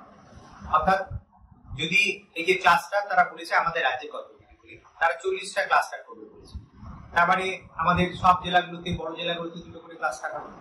তাহলে একটা জেলা ধরুন দক্ষিণ 24 পরগনা, সেখানে যদি 2টো ক্লাস্টার থাকে, এই যে বিশাল জেলায় 2টো ক্লাস্টার মানে একটা ক্লাস্টারে যতগুলো স্কুল আছে, যদি স্কুল ক্লাস্টারের কথা বলি, যতগুলো স্কুল আছে সবার পরিকাঠামো হবে কমন পরিকাঠামো হিসেবে সেটা বিবেচনা করা। তার মানেটা কি দাঁড়াচ্ছে? তার মানে হচ্ছে একটা স্কুল, ধরুন স্কুলের নাম এ, এই এ স্কুলের পরিকাঠামো খুব ভালো, আর সেখান থেকে বি স্কুলের দূরত্ব হচ্ছে 10 মাইল বা আরো বেশি, তাহলে সেই বি স্কুলের পরিকাঠামো খারাপ। তাহলে কি দাঁড়াবে না, এ স্কুল আর বি স্কুল এই দুটোর পরিকাঠামো কমন মানে হচ্ছে যে এখানে এখানকার কোন টিচার তাকে হয়তো কোনোদিনে প্রথম হাফ এই স্কুলে পড়াতে হলো, আর দ্বিতীয় হাফ তাকে 10 মাইল দূরে গিয়ে বি স্কুলে তাকে পড়াতে হবে। এই স্কুলে ল্যাবরেটরি ভালো, তাহলে দ্বিতীয় স্কুলে ছাত্ররা ল্যাবরেটরি করতে হবে, এই স্কুলে 10 মাইল দূরে এসে তাকে ল্যাবরেটরি করতে হবে, মানে প্র্যাকটিক্যাল ক্লাস করতে হবে। এইটা যদি সিস্টেম হয় তাহলে ব্যাপারটা কি দাঁড়াচ্ছে? তাহলে ব্যাপারটা দাঁড়াচ্ছে যে শিক্ষার যতটুকু শৃঙ্খলা, সে শৃঙ্খলা কি থাকবে? একজন শিক্ষককে যদি 10 মাইল দূরে যেতে হয়, একজন ছাত্রকে যদি এমনিতেই বহু দূর থেকে আসে, তারপরে তাকে যদি 10 মাইল দূরে একটা স্কুলে গিয়ে তাকে যদি প্র্যাকটিক্যাল করতে হয়, তাহলে সেটা শিক্ষার ক্ষেত্রে কিন্তু সুশৃঙ্খল ব্যবস্থা হবে। এর মধ্যে দিয়ে আসলে যেভাবে ধোঁকা দেওয়ার চেষ্টা করা হচ্ছে সেটা হচ্ছে যে আমি দুর্বল স্কুলটা বা দুর্বল কলেজটা বা দুর্বল নতুন একটা বিশ্ববিদ্যালয়ে তার যে পরিকাঠামো, সেই পরিকাঠামো তৈরি করার জন্য আর্থিক দায়িত্ব আমি নেব না। এটাই কিন্তু আসল কথা। আর্থিক দায়িত্ব নেব না, আর্থিক দায়িত্ব না নেওয়ার কথাটাকে তারা নানা রকম মোড়কে, এবং যে মোড়কটা মানুষের কাছে অ্যাট্রাকটিভ হবে, ওটা খুবই তো ভালো। একটা ভালো স্কুলের সঙ্গে যদি কম ভালো স্কুল থাকে, একটা নতুন বিশ্ববিদ্যালয়ের সঙ্গে যদি বেশি বিশ্ববিদ্যালয়, ভালো বিশ্ববিদ্যালয় যদি ভাই ভাইয়ের মতো কাজ করতে থাকে, এই শুনতে কথাগুলো কিন্তু ভালো, কিন্তু এটা আসলে মানুষকে ধোঁকা দেওয়া। অর্থাৎ নতুন বিশ্ববিদ্যালয় বা দুর্বল স্কুল, দুর্বল কলেজ, তাদেরকে এই পরিকাঠামো তৈরি করার কথা, তাদের স্কুল টিচার বা কলেজ টিচার অ্যাপয়েন্টমেন্ট নিয়োগ করার কথা, এই কাজগুলো সরকার করবে। এই হচ্ছে আসল কথা। ফলে ক্লাস্টার অফ স্কুল বা ক্লাস্টার অফ কলেজ জাতীয় শিক্ষানীতিতে বলেছে, এবং তার থেকে এরা কপি করে এখানে সেটা লাগানোর চেষ্টা করছে। এই গত 6 তারিখে চিঠি দিয়েছে রাজ্য সরকার, অতি দ্রুত কাজ করছে। কেন্দ্রীয় সরকার যেমন অতি দ্রুত জাতীয় শিক্ষানীতি সবকিছু কার্যকরী করছে, এরাও অতি দ্রুত। আমি মাননীয় শিক্ষামন্ত্রী ব্রাত্য বসুর বিধানসভার বক্তব্য শুনেছি, সেখানে তিনি বলেছেন যে আমরা জাতীয় শিক্ষানীতির বিরুদ্ধে, আমরা জাতীয় শিক্ষানীতির বিকল্প শিক্ষানীতি এখানে চালু করব, তার জন্য কমিটি তৈরি করেছি। আমরা জাতীয় শিক্ষানীতি যখন এটা ধরা পড়ে গেল যে তারা আসলে জাতীয় শিক্ষানীতি যখন এই 4 বছরের ডিগ্রি কোর্স তারা চালু করলো, যখন ধরা পড়ে গেল, তখন তারা বললো না না, এটা আমাদের ছাত্ররা তো পিছিয়ে পড়বে অন্য রাজ্যের তুলনায়, তাই আমরা 4 বছরের ডিগ্রি কোর্স চালু করছি। 4 বছরের ডিগ্রি কোর্স নিয়ে আপনারা প্রশ্ন যদি করেন তখন পরে তার মধ্যে ঢুকবো। কিন্তু আমি যেটা বলছি যে 4 বছরের ডিগ্রি কোর্স চালু করার সময় প্রাপ্ত বসু মহাশয় বিধানসভায় বলেছিলেন আমরা কেবলমাত্র জাতীয় শিক্ষানীতির এটুকুই কার্যকরী করছি, আর আমরা কার্যকরী করবো না। কিন্তু দেখা যাচ্ছে একের পর এক সবকিছুই, যাতে এই যে সেমিস্টার সিস্টেম নিয়ে আলোচনা হয়েছে, ইসিসি নিয়ে আলোচনা হয়েছে, বা এই ক্লাস্টার অফ স্কুল এবং কলেজের কথা, এই সবই জাতীয় শিক্ষানীতির অঙ্গ। মানে সবকিছুকেই তারা কার্যকরী করছে, আর কার্যকরী করে তারা বলছে যে জাতীয় শিক্ষানীতি আমরা কার্যকরী করছি। আপনার সমস্ত কথাগুলোই কিন্তু মানুষকে বিভ্রান্তি সৃষ্টি করার জন্যই, মানুষকে বিভ্রান্ত করার জন্যই ওরাও করেছে। কেন্দ্রে যারা বসে আছে আর রাজ্যে যারা বসে আছে তারাও সেই পদাঙ্ক করছে। এটা কিন্তু আমার মনে হচ্ছে এটা একদিক থেকে অবাস্তব। যেটা বাস্তব আমরা মনে করছি সেটা হচ্ছে এর মাধ্যমে এরা দুর্বল যে স্কুল বা কলেজ পাবে তাদেরকে বন্ধ করে দেবে, সেখানে নতুন করে রিক্রুটমেন্ট হবে না, টিচার আসবে না, নতুন পোস্ট তৈরি হবে না, এবং ক্রমশই দেখা যাবে এটা শুধুমাত্র সরকার পরিপ্রসূত ব্যবস্থার মধ্যে রয়েছে, বেসরকারি ক্ষেত্রে এই ঘটনাটা ঘটবে না। তারা তাদের মতো করে ইনফ্রাস্ট্রাকচার তৈরি করবে। মধ্যপ্রদেশে প্রায় স্যার 1 লক্ষ সরকারি বিদ্যালয়, প্রাথমিক বিদ্যালয়, উচ্চ বিদ্যালয় বন্ধ করে দেওয়া হয়েছে। হরিয়ানায় বেসরকারি বিদ্যালয়ে ভর্তি হলে সরকার সাহায্য করছে, আর সরকারি বিদ্যালয়ে ভর্তি হলে সরকার তাদের কাছ থেকে ফি নিচ্ছে। আবার আমরা পশ্চিমবঙ্গে দেখতে পাচ্ছি যে 8207টা স্কুল, বিভিন্ন পর্যায়ের স্কুল, কোনোটা প্রাথমিক, কোনোটা উচ্চ প্রাথমিক, কোনোটা মাধ্যমিক স্তরে বা উচ্চ মাধ্যমিক স্তরে বন্ধ হচ্ছে। তাহলে ছাত্র সংখ্যা কি কমে যাচ্ছে? এই ছাত্ররা যাচ্ছে কোথায়? এই ছাত্ররা পড়া থেকে ছুট হয়ে যাবে, কারণ অলরেডি এই নতুন সিস্টেমে যেটা মাল্টিপল এক্সিট কথাটা ব্যবহার করা হয়েছে বা মাল্টিপল এন্ট্রি, এটা দিয়ে পরিষ্কারই বলে দেওয়া হয়েছে তুমি চলে যাও, আবার কোনোদিন ফিরে এসো, তোমার একটা নথিপত্র আমরা এবিসি করে রেখে দেবো, 15 বছর তুমি ফিরে এসো। আমরা এমনিতেই দেখতে পাচ্ছি গরিব ঘরের ছেলেমেয়েরা একবার পড়াশোনার থেকে যদি তারা বিচ্যুত হয়ে যায় আর তারা পড়ার দিকে ফিরে আসে না, বিশেষ করে মেয়েদের ক্ষেত্রে তো নয়। আমরা এটা ধরছেই না, আমার দেশের 50% মহিলা আছে, সেই মেয়েরা কি করে তারা একটু কন্টিনিউ করবে, এটা নিয়ে সরকারের কোনো মাথা ব্যথা নেই। মূল উদ্দেশ্য একটাই, বেসরকারি যত রকম সুযোগ সুবিধা পায় পাক, সরকারিকে আস্তে আস্তে গুটিয়ে দেবো, এটি হচ্ছে মূল কথা বলে আমাদের প্রতিবাদও এখানে যাবে। এর সাথে আরেকটা কথা বলে যে পেছনে একটা ইন্টারেস্টিং পয়েন্ট আছে, এটা এই রাজ্য সরকারও সেটা করার চেষ্টা করছে, অনলাইন কিছু কোর্স চালু করে দেওয়ার জন্য। যারা স্কুল ছুট হয়ে যাবে তাদেরকে এরকম অনলাইনে একটা পরীক্ষা ব্যবস্থা করা হবে। রবীন্দ্র ভারতী বিশ্ববিদ্যালয়ের উল্লেখ অলরেডি করে ফেলেছে যে এইখানে যেভাবে পড়াশোনা করা হয় সেরকম ভাবে ইনফর্মাল ওয়েতে তারা পড়াশোনা করার একটা সুযোগ পাবে, এরকম একটা ব্যবস্থা চিন্তা ভাবনা করছে। অর্থাৎ ফর্মাল এডুকেশনটা তারা কোনোভাবেই আর অ্যালাউ করছে না যে সবাই পড়াশোনা করবে, এটা তারা অ্যালাউ করতে চাইছে। এখানে আমরা দেখতে পাচ্ছি যে কেন্দ্রীয় বা রাজ্য দুটো শিক্ষানীতিতে শিক্ষার একটা সামঞ্জস্য আনার জন্য 4 বছরের ডিগ্রি কোর্স প্রবর্তন করা হলো, এবং এখানে multiple entry, multiple exit, multidisciplinary নানান ধরনের নতুন ব্যবস্থা সেখানে নিয়ে আসা হচ্ছে। এটা কি উচ্চশিক্ষাকে আরো বিকশিত করবে? উচ্চশিক্ষাতে বিকশিত করার তো কোনো ব্যাপারই নেই, যেটা করবে, যেমন ধরুন এতদিন পর্যন্ত যা ব্যবস্থা ছিল তাতে 3 বছর পরে ছাত্ররা গ্র্যাজুয়েট হতো, এবং গ্র্যাজুয়েশন একটা ইম্পর্টেন্ট ডিগ্রি, এবং সেটা কর্মজীবনেও গ্র্যাজুয়েশন কাজে লাগে। কিন্তু এখন সেই গ্র্যাজুয়েট ডিগ্রি পেতে 3 বছরের জায়গায় 4 বছর লাগবে। অর্থাৎ আপনি যদি ফুল ফ্লেজে গ্র্যাজুয়েট হতে চান 4 বছর পড়তে হবে। তাহলে 4 বছর পড়তে গেলে তাহলে ছাত্রদের ওপর আর্থিক বোঝা আপনি একটু চাপিয়ে দিচ্ছেন। এখানে একটু ইন্টারাপ্ট করছি, আমরা একটা কাগজেই পড়ছিলাম যে মাল্টিপল এন্ট্রি আর মাল্টিপল এক্সিট 7 বছর অবধি তাকে অ্যালাউ করছে। এটা বলছি, আমি ব্যাপারটা বলছি যে তারা 4 বছর পড়ার খরচাটা তার মানে তাদেরকে বহন করতে হবে, যার ফলে তাদের উপরে আর্থিক চাপটা বাড়বে, এবং যার অবধারিত ফল হবে বহু ছাত্র কোর্সটাকে কমপ্লিট করতে পারবে। দ্বিতীয় একটা পয়েন্ট হচ্ছে যে যেটা আমি স্কুলের ক্ষেত্রেও বলেছিলাম, যে আপনারা এই যে স্কুলের ক্ষেত্রে যেমন আপনি স্ট্রাকচারটাকে পুরো পাল্টে দিলেন, এইখানে এই 4 বছর করার প্রয়োজনটা কি ছিল? 3 বছরের বিএসসি এবং 2 বছরের এমএসসি, তাতে কি কোনো অসুবিধা হচ্ছিল? এরকম কোনো কথা কিছু কোনো শিক্ষকদের কাছ থেকে শোনা গেছে যে এইটা তুলে দেওয়া হোক, তারপরে 4 বছরের গ্র্যাজুয়েশন করা হোক? এইটার উদ্দেশ্যটাই হচ্ছে গিয়ে শিক্ষার সুযোগটা যাতে ক্রমশ কম সংখ্যক লোকের ভেতরে আসে, তাদের শিক্ষার সুযোগটা সংকুচিত হয়ে যায়। দ্বিতীয়ত তারা যেটা করছেন, যেটা আপনি বললেন যে মাল্টিপল এন্ট্রি এবং মাল্টিপল এক্সিট, তারা বলছেন যারা 1 বছর পরে ছেড়ে দেবে তারা একটা সার্টিফিকেট পাবে, যারা 2 বছর পরে ছেড়ে দেবে তারা একটা ডিপ্লোমা পাবে, যারা 3 বছর পরে ছেড়ে দেবে তারা একটা বিএসসি পাস কোর্স পাবে, যারা 4 বছর পরে তারা ফুল ফ্লেজেড বিএসসি। এখন যারা ওই সার্টিফিকেট কোর্সে সেই সার্টিফিকেটটা কি তার কোনো জীবনে তার কোনো কাজে লাগবে? অর্থাৎ সেটা দেখিয়ে মানে একই গ্র্যাজুয়েশনের এতগুলো সার্টিফিকেট, হ্যাঁ, আপনি যদি 3 বছর 1 বছর পরে ছেড়ে দেন আপনি একটা সার্টিফিকেট পাবেন, 2 বছর পরে ছেড়ে দেন একটা ডিপ্লোমা পাবেন, একটা কাগজ পাবেন। এখন সেই কাগজটা তার কি কোনো কাজে লাগবে? সেটা কি কর্মজীবনে তাকে কোনোভাবে সাহায্য করবে? যেখানে এই ধরনের শিক্ষিত বেকারের সংখ্যা আমাদের দেশে পৃথিবীর মধ্যে বোধহয় সর্বোচ্চ, এবং সেইখানে শিক্ষিতরা যেখানে বেকার একটা পিএইচডি কোর্স তারা একটা পিওনের জন্য অ্যাপ্লাই করছে, সেখানে আপনি 1 বছরের বিএসসি কোর্সের ওই সার্টিফিকেটের কোনো কর্মজীবনে ভালো থাকবে? আর দ্বিতীয়ত, যেটা চন্দ্রশেখর বাবু বলে গেছে, আমাদের গরিব ঘরের ছেলেমেয়েরা একবার যেখানে তারা পড়াশুনো থেকে বিচ্যুত হয়ে গেছে তারা আর পড়াশোনায় ফিরে আসতে পারে না, সেই সুযোগটা তারা পায় না, সেই অর্থনৈতিক ব্যবস্থাও সেরকম নয় যাতে তারা আবার ফিরে এসে সেই পড়াশোনাটাকে কন্টিনিউ করতে পারে।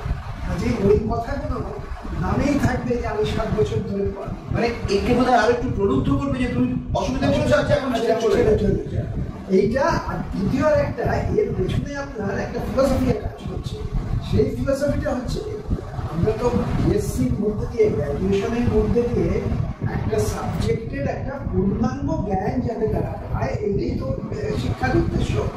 কিন্তু তারা এই যে নতুন সিস্টেমে করছে যে তোমার একটা ক্রেডিটটা একটা 21টা ক্রেডিট কিংবা 25টা ক্রেডিট তোমাকে পেলেই তুমি ডিগ্রি পাবে, সেটা তুমি 3 বছরে করো, 5 বছরে করো, 7 বছরে করো, যদি 21টা ক্রেডিট তুমি পাও তবে তুমি ডিগ্রিটা পাবে।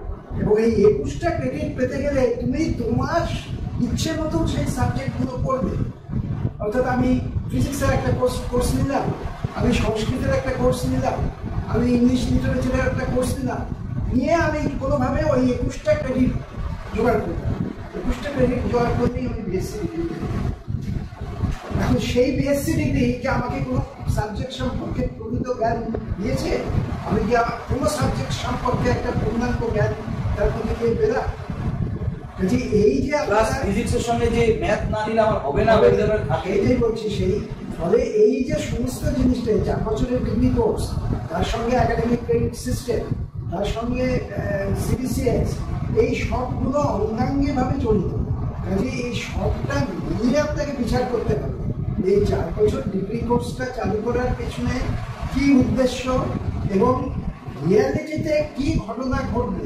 ছাত্ররা যখন যদি তাদেরকে আপনি সাবজেক্ট চয়েসের অধিকারটা দিয়ে দেন, তাহলে ছেলেরা কোন সাবজেক্ট, আমাদের দেশের যা অবস্থা সামাজিক শিক্ষাগত দিক থেকে, নৈতিক দিক থেকে, সব দিক থেকে বিবেচনা করে আমাদের দেশের যে অবস্থা, তাদের ছাত্ররা কোন সাবজেক্টে চুজ করবে সহজ এবং যাতে বেশি নম্বর হবে, তার ফলে তার সাবজেক্টের থেকে সে শিখলো কি শিখলো না এই জিনিসটা গণ্য হবে।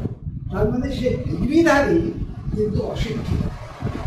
এই ধরনের একটা বিরাট সম্প্রদায় তৈরি হতে পারে যারা ডিগ্রি রয়েছে কিন্তু তারা কোনো শিক্ষাই পায়নি, ফলে কর্মজীবনে তারা কোথাওই কিছু ভালো কাজ চাকরি পাবে, তাদের ওই ছোটোখাটো নিম্নমানের চাকরিতেই শুরু।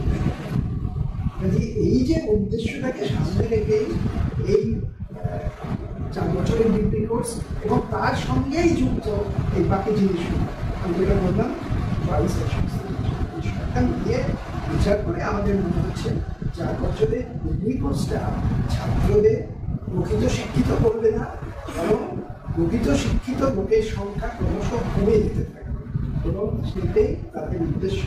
তারা শিক্ষার সম্পর্কে সংকুচিত করতে। আমি প্রথমে একটা আমার অভিজ্ঞতা বলি। এই যে প্রফেসর মুখার্জি যেটা বললেন যে এমন কিছু বিষয় নেবে যাতে প্রচুর নম্বর উঠবে কিন্তু কিছু শিখবে, এই যে বিষয়টায় আমি এ ব্যাপারে আমার একটা অভিজ্ঞতা বলি। এই যে পরীক্ষা কেন্দ্রগুলো, সেখানে যাওয়ার সুযোগ থেকে একটি পরীক্ষা কেন্দ্রে গিয়েছে একেবারে গ্রামীণ, যেখানে মায়েরা আছেন, প্রাথমিক ছাত্রের মা, মানে খুবই অল্প বয়স্ক মা এবং গ্রামের মা, সেই গ্রামের, এবং আমার মনে হয় খুব একেবারে উচ্চশিক্ষিত মা তাও নয়, স্কুল শিক্ষিত সেটা আমার মনেই হয়েছে। তিনি আমাকে একটা কথা বলছেন যে এই যে প্রচুর নম্বর পাচ্ছে, মানে পাস ফেল নেই, প্রচুর নম্বর পাচ্ছে, আমরা এরকম চাই না, আমরা ডিগ্রি চাই না। পরিষ্কার বলছি, আমরা ডিগ্রি চাই না, আমরা চাই আমার সন্তান কিছু শিখুক। এটা পরিষ্কার করে সেই মা বলছেন। এই সচেতনতাটা কিন্তু আমার এখানে রোজার কথা পরিপ্রেক্ষিতে কথা বললাম যে অভিভাবকরাও কিন্তু খুব সচেতন।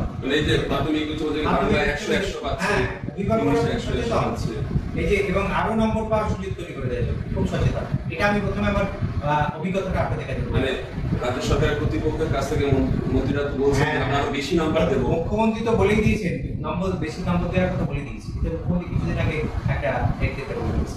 যাই হোক, এটা অন্য কথা। এখন এই কোরিয়ার ডিগ্রি কোর্সের ক্ষেত্রে আমি আরেকটা কথা বলতে চাইছি, সেটা হলো এরা কপি করেছেন বিদেশ থেকে, অর্থাৎ আমেরিকান সিস্টেম থেকে, তারা মার্কিন সিস্টেম থেকে তারা কপি করেছেন। ওই দেশে 4 বছরের ডিগ্রি কোর্স আছে। কি কারণ?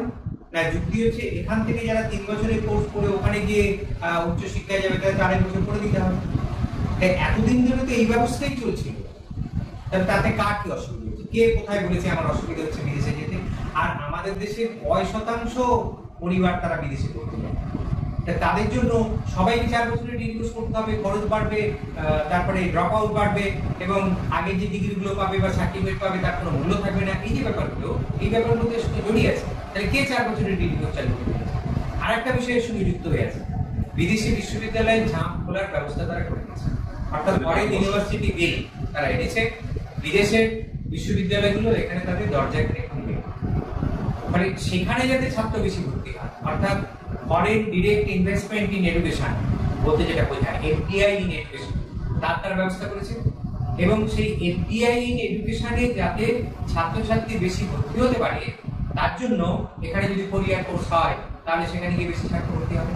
অর্থাৎ ফরেন ডিরেক্ট ইনভেস্টমেন্ট, অর্থাৎ বিদেশি যে বিনিয়োগ শিক্ষার ক্ষেত্রে, শিক্ষার ক্ষেত্রটাকে দেশি মালিকদের কাছে তারা খুলে দিয়েছে বহুদিন আগে, এখন বিদেশি মালিকদের কাছে খুলে দিলেন, এবং তার জন্য 4 বছরের ডিগ্রি কোর্স খোলার তারা ব্যবস্থা করবে। মানে এর পিছনে এই যে ধ্রুবদা বলছিলেন যে এতদিন 3 বছরের ডিগ্রি কোর্স ছিল, তার অযৌক্তিক কেন সেটা কিন্তু তারা বলে। আমরা বরং বলতে চাইছি যে এর পেছনে কোনো একাডেমিক লজিক নেই, শিক্ষাগত কোনো যুক্তি 4 বছরের ডিগ্রি কোর্সের জন্য নেই। এবং পরিকাঠামো বলতে যেটা বোঝায় 3 বছরে পড়ার জন্য শিক্ষক নেই, পড়ানোর জন্য শিক্ষক নেই। যে কলেজগুলো যে অবস্থা, 3 বছরে পড়ার জন্য ছাত্রছাত্রীদের বসে দেওয়ার জায়গা নেই। সেখানে 4 বছর ধরে তারা বসবে কোথায়? তারা ল্যাবরেটরি পাবে কোথায়? তারা লাইব্রেরি পাবে কোথায়? কোথায় পাবে তারা? শিক্ষক পাবে কোথায়? এই কোনো ব্যবস্থাই তারা করবে। এবং আমাদের রাজ্যের ছাত্ররা পিছিয়ে পড়বে বলে আমাদের রাজ্যে তারা চালু করবে, যেন হঠাৎ করে ব্যাপারটা এসে গেল যে 4 বছরের না, একেবারেই না। 2020 সালে যখন জাতীয় শিক্ষানীতি তারা বলেছিল, তখন কিন্তু 4 বছরের ডিগ্রি কোর্সের কথা ছিল। তাহলে রাজ্য সরকার যে এত কমিটি করলো, যে কমিটিগুলো 4 বছরের ডিগ্রি কোর্সের তাদের মত কি? তারা কি কেন্দ্রীয় সরকারের কাছে কথা বলেছে যে 4 বছরের ডিগ্রি কোর্স হলে এই অসুবিধে, ওই অসুবিধে, 4 বছরের ডিগ্রি কোর্স করতে গেলে আমাদের এই লাগবে, এত টাকা লাগবে, একই তারা কথা বলেছে না? করে প্রাপ্ত বসু বলে দিলেন যে পরিকাঠামো যা আছে করতে হবে, ও কেন্দ্রীয় সরকার যদি টাকা দেয় তাহলে পাবে। তাহলে এইভাবে 4 বছরের ডিগ্রি কোর্স তারা চালু করে দেবে। ফলে এর পেছনে একাডেমিক লজিক নেই, এর পেছনে পরিকাঠামোর কোনো প্রশ্ন নেই, এবং এর পেছনে যেটা আছে বিদেশ থেকে কপি করা একটা শিক্ষা ব্যবস্থা, সেটা আমাদের দেশের উপর চালু করে দেওয়া, তার সুযোগ করে দেওয়া, তাই সেটা তারা করে দিল। আর একটা জিনিস করলো যে বিদেশি বিনিয়োগ যাতে শিক্ষার ক্ষেত্রে হয় এবং সেটা যাতে খুব মসৃণ ভাবে হয়, তার একটা ব্যবস্থা করার জন্য এই 4 বছরের কোর্স তারা চালু করলেন বলে আমার মনে হচ্ছে। আমি একটু অংশ এখানে শুধু অ্যাড করতে চাইছি। এতে করে দেশীয় যারা প্রাইভেট প্রতিষ্ঠান অলরেডি তৈরি হয়েছে, তাদের অনেকগুলো আছে পশ্চিমবঙ্গে, যারা কেজি থেকে পিজি পর্যন্ত কোর্স দিয়ে যাচ্ছে। তাদের 4 বছরের কোর্সটা হলে তাদের সব সুবিধে, তারা অন্য ইউনিভার্সিটির সাথে ছাত্রদেরকে এক্সচেঞ্জ করাবে এরকম প্রলোভন তারা দেখিয়ে যাচ্ছে। সেটা তারা সুবিধা পাবে, এবং বিদেশি ইউনিভার্সিটি সেখানে সেই সুযোগটা ওপেন করে দেওয়া হবে। প্রশ্ন এখানে যে কত পার্সেন্ট লোক বা ছাত্রছাত্রী সেই সুযোগটা নিতে পারবে। কারণ এর বিপরীতে যে কথাটা খুব মারাত্মকভাবে তুলে দেওয়া দরকার, তুলে ধরা দরকার, সেটা হচ্ছে 4 বছরের ডিগ্রি কোর্সের কথা বলা হলো, সেখানে কোর্স সাবজেক্ট একটা থাকতে পারে। একটু আগে ধ্রুববাবু বলেছেন 1 বছর পরে যদি কেউ চলে যায় সে একটা সার্টিফিকেট পাবে, তাতে কোন কোর্স করলো সেটা কিছু বোঝা যাবে না। কোর্স সাবজেক্টে কতটুকু হয়েছে বা অন্য সাবজেক্টে কি হয়েছে সেটা পাওয়া যাবে না, সেটা এক জিনিস হলোই, ওগুলো কোনো কাজে লাগবে না। আমি বলতে চাইছি খুব গুরুত্ব দিয়ে ভাবতে হবে। 4th ইয়ারে বলা হচ্ছে অনার্স উইথ রিসার্চ। কটা কলেজ পশ্চিমবঙ্গে আছে যে কলেজগুলোতে রিসার্চ করানোর মতো সুযোগ রয়েছে? না আছে ল্যাবরেটরি, তরুণবাবু বলেছেন সেখানে বসার জায়গা নেই, একটা ক্লাস বাড়লে পরে কোথায় যাবে? পার্মানেন্ট টিচার নেই, ফ্যাকাল্টি মেম্বার। সরকার কিছু শিক্ষক নিয়োগ করেছেন যারা ইউজিসি স্কেলে পয়সা পায় না। আপনারা জেনেছেন এর মধ্যেই দুটো বিশ্ববিদ্যালয় থেকে নোটিশ দেওয়া হয়েছিল টিচারকে ক্লাসে দেওয়া হবে 300 না 200 টাকা করে দেওয়া হবে। দুটো বিশ্ববিদ্যালয় থেকে নোটিশ দিয়েছিল রিক্রুটমেন্টের ব্যাপারে, দিয়েছিল। এটা কত বড় লজ্জাজনক ব্যাপার! একটা ডেইলি ওয়ার্কার, ইভেন যাদের জন্য আন্দোলন চলছে পশ্চিমবঙ্গে, আমরা যাকে বলি নারেগা, তার একজন ওয়ার্কার যা মাইনে পায় মনরেগা, তার তুলনায় কত কম একটা শিক্ষিত। এটা 2-3 নম্বর হচ্ছে এখানে যখন 4 বছর করছে, মুখ্যমন্ত্রী আমাদের বললেন ওদের সুবিধা হবে, এমএসসি বা মাস্টার ডিগ্রি করবে 1 বছর। প্রশ্ন হচ্ছে 1 বছরে মাস্টার ডিগ্রি কি হবে? 2 নম্বর হচ্ছে ইউনিভার্সিটিগুলোতে ইনফ্রাস্ট্রাকচার রয়েছে রিসার্চের জন্য। সেই ইনফ্রাস্ট্রাকচার যেটা আগের প্রশ্নে আপনার আলোচনার মধ্যে এসেছে, ওই ইনফ্রাস্ট্রাকচার ইউনিভার্সিটি কটা কলেজকে দেবে যে তোমার ছাত্রদের এখানে এনে রিসার্চটা করিয়ে যাবে? ফিজিক্যালি পসিবল না, প্র্যাকটিক্যালি পসিবল না। এর মানেই হচ্ছে এবং রিসার্চটা ফান্ডিং লাগবে। ফান্ডিং এর কথা এই সরকারও বলেছে, রাজ্য সরকার, যে কর্পোরেট থেকে জোগাড় করতে হবে। বলেই দিয়েছে কর্পোরেট থেকে জোগাড় করতে হবে, প্রাইভেট জোগাড় করতে হবে, সরকার এর জন্য দায়িত্ব নিতে পারবে না। সুতরাং এই সমস্ত ব্যবস্থাটাই যেটা ধ্রুব পরিষ্কার করে বলে দিয়েছেন, একটাকে আরেকটা থেকে বিচ্ছিন্ন করবেন না। এরা টোটালিটিতে নিয়ে এসছে সব জিনিসটাকে। সামগ্রিকভাবে সরকারের উদ্দেশ্য হচ্ছে উচ্চ শিক্ষায় যাতে সব ছাত্রছাত্রী, এতদিন আমরা বলতাম যারা গ্র্যাজুয়েট হয়েছে তাদের মাস্টার ডিগ্রিতে যাওয়ার সুযোগ দিতে হবে, সেই দাবি আনার কোনো স্কোপ থাকবে না। কারণ তারা এমনভাবে স্ক্রিন আউট করে দিচ্ছে যে একটা বিশাল অংশ তারা গ্র্যাজুয়েট হতে পারবে না, তার চাইতে আরো অনেক বড় একটা অংশ তারা মাস্টার ডিগ্রিতে যেতে পারবে না, এবং আরো কম অংশ তারা গবেষণা দিতে যাবে। এই সামগ্রিকভাবে শিক্ষাটাকে ধ্বংস করার একটা পরিকল্পনা এখানে তৈরি করা আছে। এটাই আমার বক্তব্য। জাতীয় শিক্ষানীতি 2020-তে আমরা দেখেছি একটি বিষয় নিয়ে আসা হচ্ছে, সেটাকে বলা হচ্ছে ইন্ডিয়ান নলেজ সিস্টেম, ভারতীয় জ্ঞানধারা।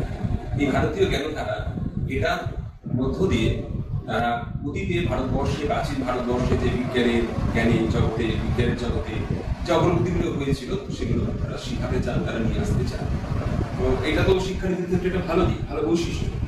প্রাচীনকে তো জানাই উচিত, প্রাচীনের কালে যে সাফল্য ভারতবর্ষ অর্জন করেছিল সেই সাফল্যগুলো আমাদের চর্চা করা উচিত। তো এটাকে কি প্রয়োজনীয় বলে আপনাদের মনে হচ্ছে না? প্রফেসর মুখার্জির কাছে আমি দেখুন, এই বিষয়টাতেও আসল যে বিষয় পয়েন্টটা সেটাকে বুঝিয়ে দেওয়ার চেষ্টা করা হচ্ছে। ভারতবর্ষ অতীতে আমরা জানি একসময় সমস্ত দিক থেকে একটি উন্নত দেশ ছিল। অর্থনৈতিক দিক থেকে, জ্ঞান বিজ্ঞানের জগতে অনেক উন্নতি করেছে, এবং ভারতীয় বিজ্ঞানীরা প্রাচীনকালে বহু উল্লেখযোগ্য অবদানও তারা রেখেছিল, এবং আমরা তাদের জন্য গর্বিত। এবং সেই বিষয়ে গবেষণা করা, কি তারা করেছিলেন, কোন উন্নত চিন্তা, তখনকার দিনে কোন উন্নত চিন্তা তারা বহন করেছিলেন, সেইগুলোকে খুঁজে বার করা, সেগুলো আমাদের সামনে উপস্থাপিত করা, সেটা একটা প্রয়োজনীয়তা রয়েছে। কিন্তু তার মানে এই নয় যে বিজ্ঞান তো আর সেই প্রাচীনকালে থেমে থাকেনি। আমি একটা সাধারণ উদাহরণ দিচ্ছি। ধরুন সুশ্রুত, তিনি তখনকার দিনে সেই ধরুন 4,000 বছর আগে তিনি যেভাবে চিকিৎসাশাস্ত্র এবং শল্যবিদ্যা অর্থাৎ সার্জারি যেভাবে করতেন, সেটা তখনকার দিনে অত্যন্ত একটা উন্নত ব্যবস্থা ছিল, এবং তিনি তখনকার যুগে উপযোগী প্রচুর যন্ত্রপাতি ও সার্জারির জন্য প্রচুর যন্ত্রপাতিও তিনি আবিষ্কার করেছিলেন, এবং সেগুলো খুব সুন্দরভাবে বর্ণনাও দিয়েছেন। কিন্তু যদি আমরা এখন বলি যে আজকের দিনে যারা সার্জারি করবে তাদের ওই সুশ্রুতের বই পড়ে শিখে সেই অনুযায়ী তাদের সার্জারি করতে হবে। অর্থাৎ সার্জারির বিদ্যা যে সুশ্রুত থেকে অনেক দূর এগিয়ে গিয়েছে, আমি সেই এনশিয়েন্ট ইন্ডিয়ান নলেজ সিস্টেমের মধ্যে থেকে এই কথাগুলো বলে তাদেরকে আধুনিক জ্ঞানের থেকে দূরে সরিয়ে রেখে সেইটা পুরনো চিন্তার মধ্যে আবদ্ধ রাখতে চাইছি, এবং এই একই সঙ্গে তাদের মধ্যে নানা ধরনের কুসংস্কারাচ্ছন্ন চিন্তা, অন্ধতা, একটা যাত্রা জাত্যাভিমান এইটাকে গড়ে তুলতে চাইছি, যেটা কখনোই কাম্য নয়। কাজে ইন্ডিয়ান নলেজ সিস্টেমের নামে তারা যেটা বলতে চাইছে যে প্রথমত তারা প্রাচীন যুগের যে উন্নত চিন্তা, সেইটা তখনকার যুগে উন্নত হলেও বর্তমান যুগে সেটা যে ইনঅ্যাডিকুয়েট হয়ে গেছে, এবং আমাদের যে আধুনিক বিজ্ঞানের যেটা লেটেস্ট ডিসকভারিজ, সেই জিনিসগুলো আমাদের জানতে হবে এবং আমাদের ছাত্রদের সেইভাবে শিক্ষিত করতে হবে, এইটাকেই তারা ভুলিয়ে দিতে চাইছে। আর দ্বিতীয় একটা কাজ তারা করছেন এর থেকেও মারাত্মক, যে তারা প্রাচীন ইন্ডিয়ান নলেজ সিস্টেমের ওপরে নাম করে তারা নানা ধরনের আজগুবি কথা বলে চলেছেন এবং ওই তার মধ্যে দিয়ে একটা অন্ধতাকে নিয়ে আসতে চাইছে। যেমন যেটা আমাদের প্রধানমন্ত্রীর কাছ থেকেই আমরা শুনেছি যে গণেশের হাতির মাথা মানে তখনকার যুগে প্লাস্টিক সার্জারি ছিল, এবং কর্ণের কুন্তির যে কর্ণকুন্তি বিষয়টা, সেটা তখনকার দিনে স্টেম সেল তারা আবিষ্কার করেছিল, এবং পুষ্পক্রাত ছিল মানে তখনকার দিনে পুষ্পক বিমান ছিল, এবং আমরা তখনকার দিনে এরোপ্লেন আবিষ্কার করেছিলাম। এখন এই জিনিসগুলো এত হাস্যকর যে এ নিয়ে বিশেষ আলোচনার কোনো স্কোপ থাকে না, কিন্তু এই আজগুবি কথাগুলো তারা ইন্ডিয়ান নলেজ সিস্টেমের নামে নিয়ে আসতে চাইছে। এবং এটা আপনি বলছেন কি করে নিয়ে আসতে চাইছি ইন্ডিয়ান নলেজ সিস্টেম? বলছেন কথাবার্তাতেই দেখতে পাচ্ছি আমরা। আমাদের যিনি শিক্ষামন্ত্রী ছিলেন তিনি বললেন যে ডারউইনের তত্ত্বটা ভুল তত্ত্ব, কারণ কেউ কি মানুষ থেকে মানুষ হতে দেখেছে? সত্য পারছি কেউ কি মানুষ থেকে মানুষ হতে দেখেছে? কাজে ছাত্রদের ডারউইনের তত্ত্ব পড়ানোর দরকার নেই, সেটা একটা ভুল তত্ত্ব। বরং আমাদের দেশে যেভাবে প্রাণীর উদ্ভব হয়েছে, বিভিন্ন প্রাণীর উদ্ভব হয়েছে, আমাদের যে দশাবতার তত্ত্ব, সেই সব জিনিস পড়ানো। কাজে আপনি যেটা বলছেন যে তারা করতে চাইছেন না, তারা কোনে করতে চাইছে, তারা বলছেন যে ছোটদের আধুনিক পদ্ধতিতে অঙ্ক না শিখিয়ে তাদেরকে ভেদিক ম্যাথামেটিক্স শেখানো হোক, তাদেরকে লীলাবতী পড়ানো হোক। অথচ দেখুন সেই কোন যুগে 200 বছর আগে বিদ্যাসাগর বলেছিলেন যে লীলাবতীকে বাদ দিয়ে আমাদের আধুনিক অঙ্ক শেখানো উচিত, কারণ যে সময়ে লীলাবতী ফলো করলে, যে সময়ে তারা যতটুকু শিখবে, আমি যদি আধুনিক পদ্ধতিতে অঙ্ক শেখাই তাহলে তারা তার অর্ধেক সময়ে তার ডাবল জিনিস শিখবে। মানে একদিকে পিছিয়ে নিয়ে যেতে চাইছে, অন্যদিকে এই যে গেরুয়াকরণের যে অভিযোগটা হচ্ছে এই কারণে যে তারা একদিকে তারা প্রকৃত প্রাচীন ভারতের জ্ঞান চর্চার সম্পর্কে প্রকৃত ঐতিহাসিক গবেষণা চাইছে না, তারা চাইছে না যে আমাদের ঠিক এক্স্যাক্টলি কতটুকু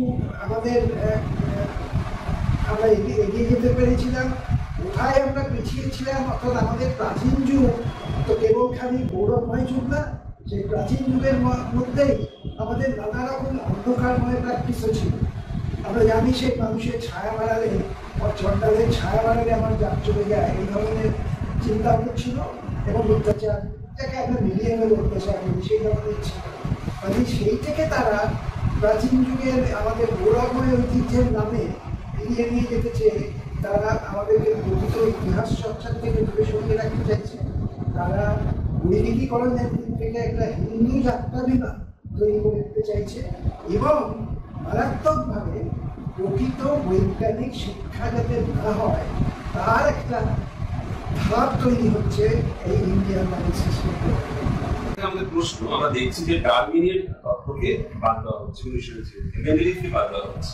অন্যদিকে আমরা দেখছি যে জ্যোতিষশাস্ত্র নিয়ে আসা হচ্ছে, বাস্তুশাস্ত্র নিয়ে আসা হচ্ছে, এবং এইরকম ধরনের নানা বিষয় নিয়ে আসা হচ্ছে যেটাকে আমরা বিজ্ঞান বলতে পারি না, অবিজ্ঞান আমরা বলি। তো এটাকে আপনারা কিছু দেখছেন প্রাচীন বলতে কোন প্রাচীনকে? প্রাচীনের একটা লিমিট থাকবে তো। ভারতবর্ষের প্রাচীন কি ভঞ্জেদারক যুগকে ধরবো, নাকি আর্যরা ভারতবর্ষে আসার পরের যুগকে ধরবো? এগুলো কিন্তু অত্যন্ত গুরুত্বপূর্ণ বিষয়। আমরা দেখতে পাচ্ছি ইতিহাসের যে ঘটনাগুলি আমাদের সামনে রয়েছে, সেই ঘটনাগুলিতে যদি আমরা জরথুস্ট্রের কথা বলি, যেটা একটু আগে আলোচনা হলো, তারা তাদের সময়ে সব থেকে উন্নত জিনিস তৈরি করেছিল, এটা নিয়ে কোনো সন্দেহ নেই। কিন্তু সেই জিনিসটা বিজ্ঞান মানেই কিন্তু সারা বিশ্বে ছড়ায়, কোনো দেশের সম্পত্তি না। বিজ্ঞান মানে জ্ঞানটা চারিদিকে ছড়িয়ে যাবে, সেই নলেজ অন্য জায়গায় অন্য দেশে গেছে, যখন সেই নলেজটা গেছে অন্যরাও উপকৃত হয়েছে, এটা ইন্ডিয়ান নলেজের ছিল, এটা ঘটনা। প্রশ্নটা অন্য জায়গায়, কোন সময়টা থেকে করবো আমরা? ওদিকে অ্যারিস্টটল, আরো আগে যদি সক্রেটিস যাই, সক্রেটিস কি বলেছিলেন? প্লেটো সেটাকে ধরেছিলেন, অ্যারিস্টটল সেটাকে বানিয়েছিলেন, কিন্তু যেই মুহূর্তে আমরা দেখতে পেলাম যে আধুনিক বিজ্ঞান চর্চা ইউরোপে শুরু হয়ে গেল, তখন কিন্তু অ্যারিস্টটলকে তারা ধরে রাখলো না। তখন থেকে দেখা গেল তারা কি করে ধারাবাহিকতায় নিয়ে গেলেন। আজকে ভারতবর্ষের যে বিজ্ঞানের কথা হচ্ছে, সেই আর্যভট্টের, কেন আর্যভট্টের বিজ্ঞান আর পরে এগুলো না কেন, এটার উত্তর কিন্তু আমাদের দেশের বিখ্যাত মনীষী, আমরা বলি আমাদের আচার্য প্রফুল্লচন্দ্র রায় তার বিন্দু কেমিস্ট্রিতে বলে দিয়ে গেছেন। সেখানে তিনি পরিষ্কার বলেছেন যে ধারাবাহিকতা ছিল না, কারণ এরা এই যে যারা তখনকার দিনে যা কিছু করেছেন তারা কোনো না কোনো রাজার দ্বারা পোষিত ছিলেন। তনু, আপনার কাছে যাবো একটা বিষয় জানতে, সেটা হচ্ছে যে এই দেশ, আমাদের দেশে শিক্ষায় বেসরকারীকরণ, বাণিজ্যিকীকরণ অনেকদিন আগেই শুরু হয়েছে। এই শিক্ষানীতিতে কেন্দ্র যেমন বলেছে, রাজ্য বলেছে ফান্ডিং এর, কিন্তু এটা তো বাস্তব যে আমাদের দেশের মধ্যে একটা বিশাল দেশে, এত জনসংখ্যার দেশে সরকারের পক্ষে সবটা পরিকাঠামো গড়ে তোলা, সমস্ত কিছু দেওয়া, অর্থ সাহায্য দেওয়া সম্ভব নাও হতে পারে। সেখানে বেসরকারি বিনিয়োগকে আমন্ত্রণ জানানোই আপনাদের আপত্তিটা কোথায়? এতে তো শিক্ষার বিকাশ ঘটবে। হ্যাঁ, শিক্ষার বিকাশ তো ঘটবেই, কিন্তু কাদের জন্য ঘটবে? শিক্ষা যদি কিনতে হয়, ডিগ্রি যদি কিনতে হয়, ডিগ্রি যদি মহার্ঘ হয়, তাহলে ডিগ্রিটা কাদের হাতে যাবে? সেটা কি জনশিক্ষা হবে, ইনক্লুসিভ হবে, না সেটা এক্সক্লুসিভ হবে? ইনক্লুসিভ শিক্ষা কিন্তু তাদের হবে না। আমাদের দেশ মূলত গরিব দেশ, এখানে 80% মানুষের দৈনিক রোজগার এত কম, যেটা খুব হাস্যকর। মানে এই দেশের মানুষ তারা শিক্ষা কিন্তু পাবে, এই একটা জায়গায় চলে যাচ্ছে। মানে শিক্ষার উন্নয়ন যেটা বলছেন, সেই উন্নয়নটা সমস্ত মানুষের শিক্ষার জন্য এটা নয়। আজকে জাতীয় শিক্ষানীতিতে তারা অনেক কথা বলেছে, অনেক বড় বড় প্রকল্পের কথা বলেছে, অনেক বড় বড় প্রস্তাব দিয়েছে, নানা কথা তারা কিন্তু বলেছে। কিন্তু এত বড় বড় কথা যদি সত্যি আমরা যদি ডক্টরের সাথে ধরে দিই, তারা খুব ভালো কাজ করার চেষ্টা করছে, তাহলে ভালো কাজ করার জন্য তো অর্থ লাগে। শিক্ষা যদি সরকার বহন না করে, তাহলে সেই শিক্ষা অনেকগুলো কারণে ক্ষতি করে। একটা ক্ষতির কথা আমি বললাম যে তাতে শিক্ষা থেকে যারা প্রান্তিক শ্রেণীর মানুষ, তারা ক্রমাগত শিক্ষা থেকে দূরে সরে। এক নম্বর। দ্বিতীয় নম্বর হচ্ছে যে শিক্ষা যদি মানুষকে কিনতে হয়, তাহলে যারা কিনবে ডিগ্রি, ধরুন একজন ডাক্তার, ডাক্তারকে যদি এখন তো এই বেসরকারি যে মেডিকেল কলেজগুলো, সেখানে কয়েক কোটি টাকা লাগবে ডাক্তারকে, তাহলে যে ডাক্তার কয়েক কোটি টাকা খরচ করে ডাক্তার হলেন, তাহলে তিনি যদি ভালো ডাক্তার হন, তাহলে তিনি তার সেই অর্থ কিন্তু তাকে তুলতে হবে। মানে তাকে আর সহজ রাস্তায় কিন্তু এত টাকা তার তোলা যাবে না, মানে অনেক বাঁকা পথে। এবং এই মেডিকেল প্র্যাকটিশনারদের মধ্যে নানা রকম যে দুর্নীতির বিষয়গুলো আছে, সেগুলো তাকে দিতে হবে। একজন যদি ডিগ্রি নিয়ে, যদি ডিগ্রি কিনে যদি তিনি কোনো প্রফেশনে থাকেন, তাহলে তিনি কি সমাজের জন্য কোনো কাজ করার জন্য তিনি নিজেকে নিয়োগ করতে পারবেন? কারণ তিনি তো ডিগ্রি কিনে নিয়েছেন। সমাজের কন্ট্রিবিউশন যদি তার ডিগ্রি অর্জনের ক্ষেত্রে থাকতো, তার লেখাপড়া শেখার ক্ষেত্রে থাকতো, উচ্চশিক্ষিত হচ্ছে সমাজের অবদানের জন্য, তাহলে সমাজের জন্য তার কিছু করার যে কমিটমেন্ট, সেই কমিটমেন্ট কিন্তু তিনি ফিল করতেন। এই কমিটমেন্ট তিনি ফিল করতেন, মানে তার সবসময় যেটা আজ কাজ করবে, যে টাকাটা তার খরচ হয়েছে, সেই টাকাটা কিভাবে করবে, যে প্রফেশনে যাবে সেই টাকাটা তাকে ধরতে হবে। মানে সমাজের জন্য সে কাজ করতে পারে না। মানে এটা হচ্ছে দ্বিতীয় দিক। তৃতীয় দিক হচ্ছে যে এই যে যদি আমরা এর মধ্যে যাই, মানে সরকারের দৃষ্টিভঙ্গির মধ্যে যাই, তাদের আর্থিক যে দায়িত্ব তারা নিচ্ছে কিভাবে, যদি সেটা আমরা দেখি, তাহলে দেখবো যে এই সরকার যখন ক্ষমতায় এসেছিল, অর্থাৎ 2015 সাল, তাই তো 2014 সাল প্রথম ক্ষমতায় এসেছে 2014। তাহলে 2014 আসার আগে এডুকেশন বাজেট ছিল 4.44%। এটা ছিল এডুকেশন বাজেট, মানে আগে যারা ক্ষমতায় ছিলেন তারা লাস্টে বাজেটটা পেশ করে গেছে। এটা ক্রমাগত কমছে, কিন্তু এডুকেশন বাজেটটা ক্রমাগত কমে এই বর্তমান যে আর্থিক বছরে সেটা গিয়ে দাঁড়িয়েছে 2.5%-এর কাছাকাছি কেন্দ্রীয় বাজেট। অথচ বলা আছে সমস্ত জাতীয় স্তরে যারা শিক্ষা কমিশন যেটা গঠন করেছিল তারা বলেছে যে কেন্দ্রীয় বাজেটে 10% শিক্ষা খাতে খরচ করতে হবে, এবং এই যে জিডিপিটা নির্ভর করে আবার রাজ্য সরকারগুলো কত বাজেট শিক্ষা ক্ষেত্রে দিচ্ছে সব মিলিয়ে এই জিডিপি 6% অন্তত খরচ করতে হবে। এগুলো সবগুলো কিন্তু অন্তত আমাদের দেশে এই জিডিপির হার 3.9%-এর কাছাকাছি কিন্তু গত কয়েক বছর ধরে ঘোরাফেরা করছে। মানে জিডিপির ক্ষেত্রেও যদি বলেন এবং শিক্ষা বাজেটের ক্ষেত্রে যদি বলেন ক্রমাগত সেটা হ্রাস পাচ্ছে। এই হ্রাস পাওয়ার অর্থ কি? না, হ্রাস পাওয়ার অর্থ হচ্ছে শিক্ষা বেসরকারীকরণ হবে, শিক্ষায় বেসরকারি পুঁজি ঢালবে, বেসরকারি পুঁজি আসবে, শিক্ষা মহার্ঘ হবে, শিক্ষা প্রান্তিক শ্রেণীর কাছ থেকে কিন্তু আস্তে আস্তে চলে যাবে। এই জিনিসটাই কিন্তু হচ্ছে। এদের যারা পূর্বসূরি অর্থাৎ অটল বিহারী বাজপেয়ীর সময় থেকেই কিন্তু এই যে একটা খুল্লা ব্যাপার কিন্তু চালু হয়েছিল। তার আগে 1986 সালে জাতীয় শিক্ষানীতি, 1986 সালের জাতীয় শিক্ষানীতিতে প্রথম বলা হয়েছিল যে it is an unique investment, অর্থাৎ এটা ইনভেস্টমেন্ট করার খুব ভালো জায়গা, শিক্ষাকে বিদেশি পুঁজি দেশি পুঁজি ইনভেস্টমেন্টের একটা ভালো জায়গা। আর বাজপেয়ী যখন প্রধানমন্ত্রী হয়ে তিনি বিড়লা এবং আম্বানিকে দিয়ে একটা শিক্ষা কমিশন গঠন করলেন এবং তারা খুব সুন্দর কথা তারা বলেছে। তার থেকে সব থেকে সুন্দর কথা বলেছে যেটা, যে শিক্ষা থেকে সরকারের হাত তুলে নেওয়া উচিত। কেন সরকার শিক্ষায় টাকা দেবে? শিক্ষায় টাকা দিলে তো এই প্রাইভেট যারা মালিক তারা তো শিক্ষায় বিনিয়োগ করতে পারবে। মানে একটা অদ্ভুত কথা তারা বলেছিল এবং এটাই কিন্তু কার্যকরী করতে আজকে নরেন্দ্র মোদীর নেতৃত্বে যে কেন্দ্রীয় সরকার তারা কিন্তু এটাই কার্যকরী করার জন্য একেবারে অত্যন্ত উদ্বিগ্ন। ফলে শিক্ষার বাজেট ক্রমাগত হ্রাস পাচ্ছে। এই যে এর ক্ষেত্রে মানে গবেষণার ক্ষেত্রে তারা বলেছে যে এমনিতেই গবেষণার বাজেট কমিয়ে দিয়েছে এবং তারপর বলেছে 60% আসবে বেসরকারি মালিকের কাছ থেকে আর 40% আসবে সরকার থেকে। ফলে 40-60 রেশিওতে চলে গেছে। আমাদের দেশে গবেষণার ক্ষেত্রে কোথায় বেসরকারি মালিকরা টাকা দেয় এবং বেসরকারি মালিকরা যতটুকু টাকা দেবে সেটা কিসের জন্য তারা টাকা দেবে? তাদের হয়তো কোথাও ইন্ডাস্ট্রির জন্য, কোথাও যদি গবেষণা লাগে তার জন্য তারা টাকা দেবে। মৌলিক গবেষণার জন্য টাকা তারা দেবে? এই পরিবেশটা আমাদের দেশে আছে? এই পরিবেশ আমাদের দেশে নেই। মানে শিক্ষার ক্ষেত্রে বলুন, গবেষণার ক্ষেত্রে বলুন, সমস্ত ক্ষেত্রে কিন্তু শিক্ষার বাজেট ক্রমাগত কমছে এবং সবকিছু ক্ষেত্রে বাজেট তারা একদিক দিয়ে কমাচ্ছে। আর তার সঙ্গে যেটা করছে সেটা হচ্ছে কেন্দ্রীকরণ, অর্থাৎ শিক্ষায় খরচ করবো না কিন্তু কেন্দ্রীকরণ করবো। অর্থাৎ গোটা শিক্ষা ব্যবস্থাটা নিয়ন্ত্রণটা কিন্তু একেবারে এর কাছে কেন্দ্রীয় সরকারের হাতে। গোটা শিক্ষা ব্যবস্থা তাদের মাথায় ছিল প্রধানমন্ত্রীকে নিয়ন্ত্রণের জায়গায়, তা সেটা বিভিন্ন রাজ্য থেকে প্রতিবাদ, এমনকি গুজরাট থেকে প্রতিবাদ হয়েছে। ভূভারতে কেউ শোনেনি যে প্রধানমন্ত্রী গোটা দেশের শিক্ষা ব্যবস্থা নিয়ন্ত্রণ করছে, তা সেটা অন্তত গেছে। কিন্তু এনআরএফ যেটা গঠন করেছে, অর্থাৎ ন্যাশনাল রিসার্চ ফাউন্ডেশন, মানে গবেষণার জন্য যে অর্থদানকারী যে সংস্থা, তার মাথায় কিন্তু প্রধানমন্ত্রী কি করে ঠিক করবেন কাকে কোন ফান্ডে কোন স্কিমে কাকে কি টাকা দিতে হবে? এটা প্রধানমন্ত্রী ঠিক করার দায়িত্ব।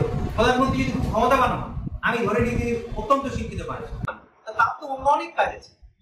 তিনি প্রধানমন্ত্রীর ওই গুরুদায়িত্ব পালন করার পরে ঠিক করবেন যে এই চঞ্চল ঘোষ কোন সাবজেক্টে রিসার্চ করবে, তাকে সেই রিসার্চে ফান্ড দেওয়া হবে কি হবে না, এটা তিনি বসে ঠিক করবেন।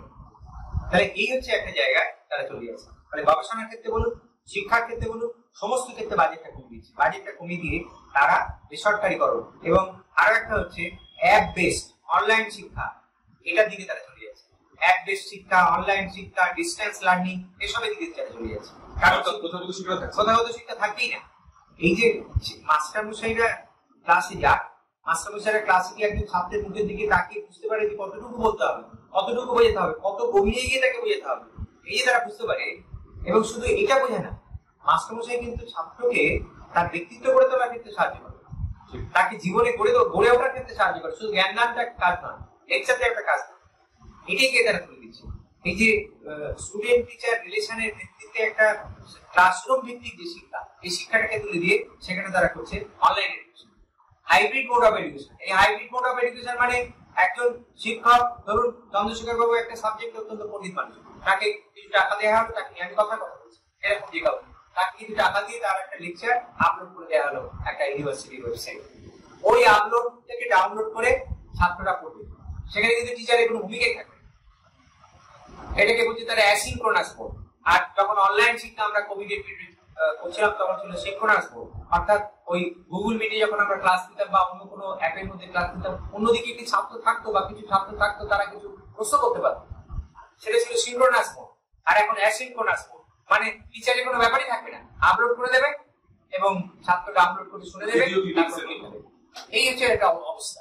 আমাদের রাজ্য সরকারও কি রাজ্য সরকার একই, রাজ্য সরকার জাতীয় শিক্ষানীতি একেবারে সম্পূর্ণ অনুসারী শিক্ষানীতি দ্বারা কিন্তু কাজ। ধন্যবাদ অধ্যাপক নস্কর এবং আমাদের আজকের এই আলোচনায় অংশগ্রহণকারী বিশিষ্ট শিক্ষাবিদদের আমরা আন্তরিক ধন্যবাদ ও কৃতজ্ঞতা জানাই। নানান দিক ধরে ধরে তারা জাতীয় ও রাজ্য শিক্ষানীতি নিয়ে যে আলোচনা করলেন তার শিক্ষার সঙ্গে যুক্ত প্রত্যেকটি অভিভাবক, শিক্ষক, ছাত্র সহ সাধারণ মানুষের ভেবে দেখা দরকার, বিচার করা দরকার। কারণ শিক্ষা জাতির মানদণ্ড, একটি জাতিকে গড়ে তোলে শিক্ষা। সেই শিক্ষাকে যদি আমরা রক্ষা করতে না পারি তাহলে আগামী দিনের দেশ ও জাতির ঘোর বিপদ, মানুষ গড়ে ওঠার প্রক্রিয়ায় বাধাপ্রাপ্ত হবে। তাই আমরা আমাদের যারা শ্রোতা, যারা পাঠক, যারা আমাদের ফেসবুক পেজ, ইউটিউব চ্যানেল দেখেন, তাদের প্রত্যেকের কাছে আবেদন, আলোচনাটা যদি ভালো লাগে তাহলে তাকে ছড়িয়ে দিন। আপনি লাইক করুন, কমেন্টস করুন, শেয়ার করুন, আরও বহু অভিভাবক, ছাত্র, শিক্ষকের মাঝে এই আলোচনাটিকে ছড়িয়ে দিন। আমাদের ফেসবুক পেজ আন্দোলনের সংবাদ এবং ইউটিউব চ্যানেল সাম্যবাদী দৃষ্টিকোণ সাবস্ক্রাইব করুন, আমাদের সঙ্গে থাকুন। নমস্কার।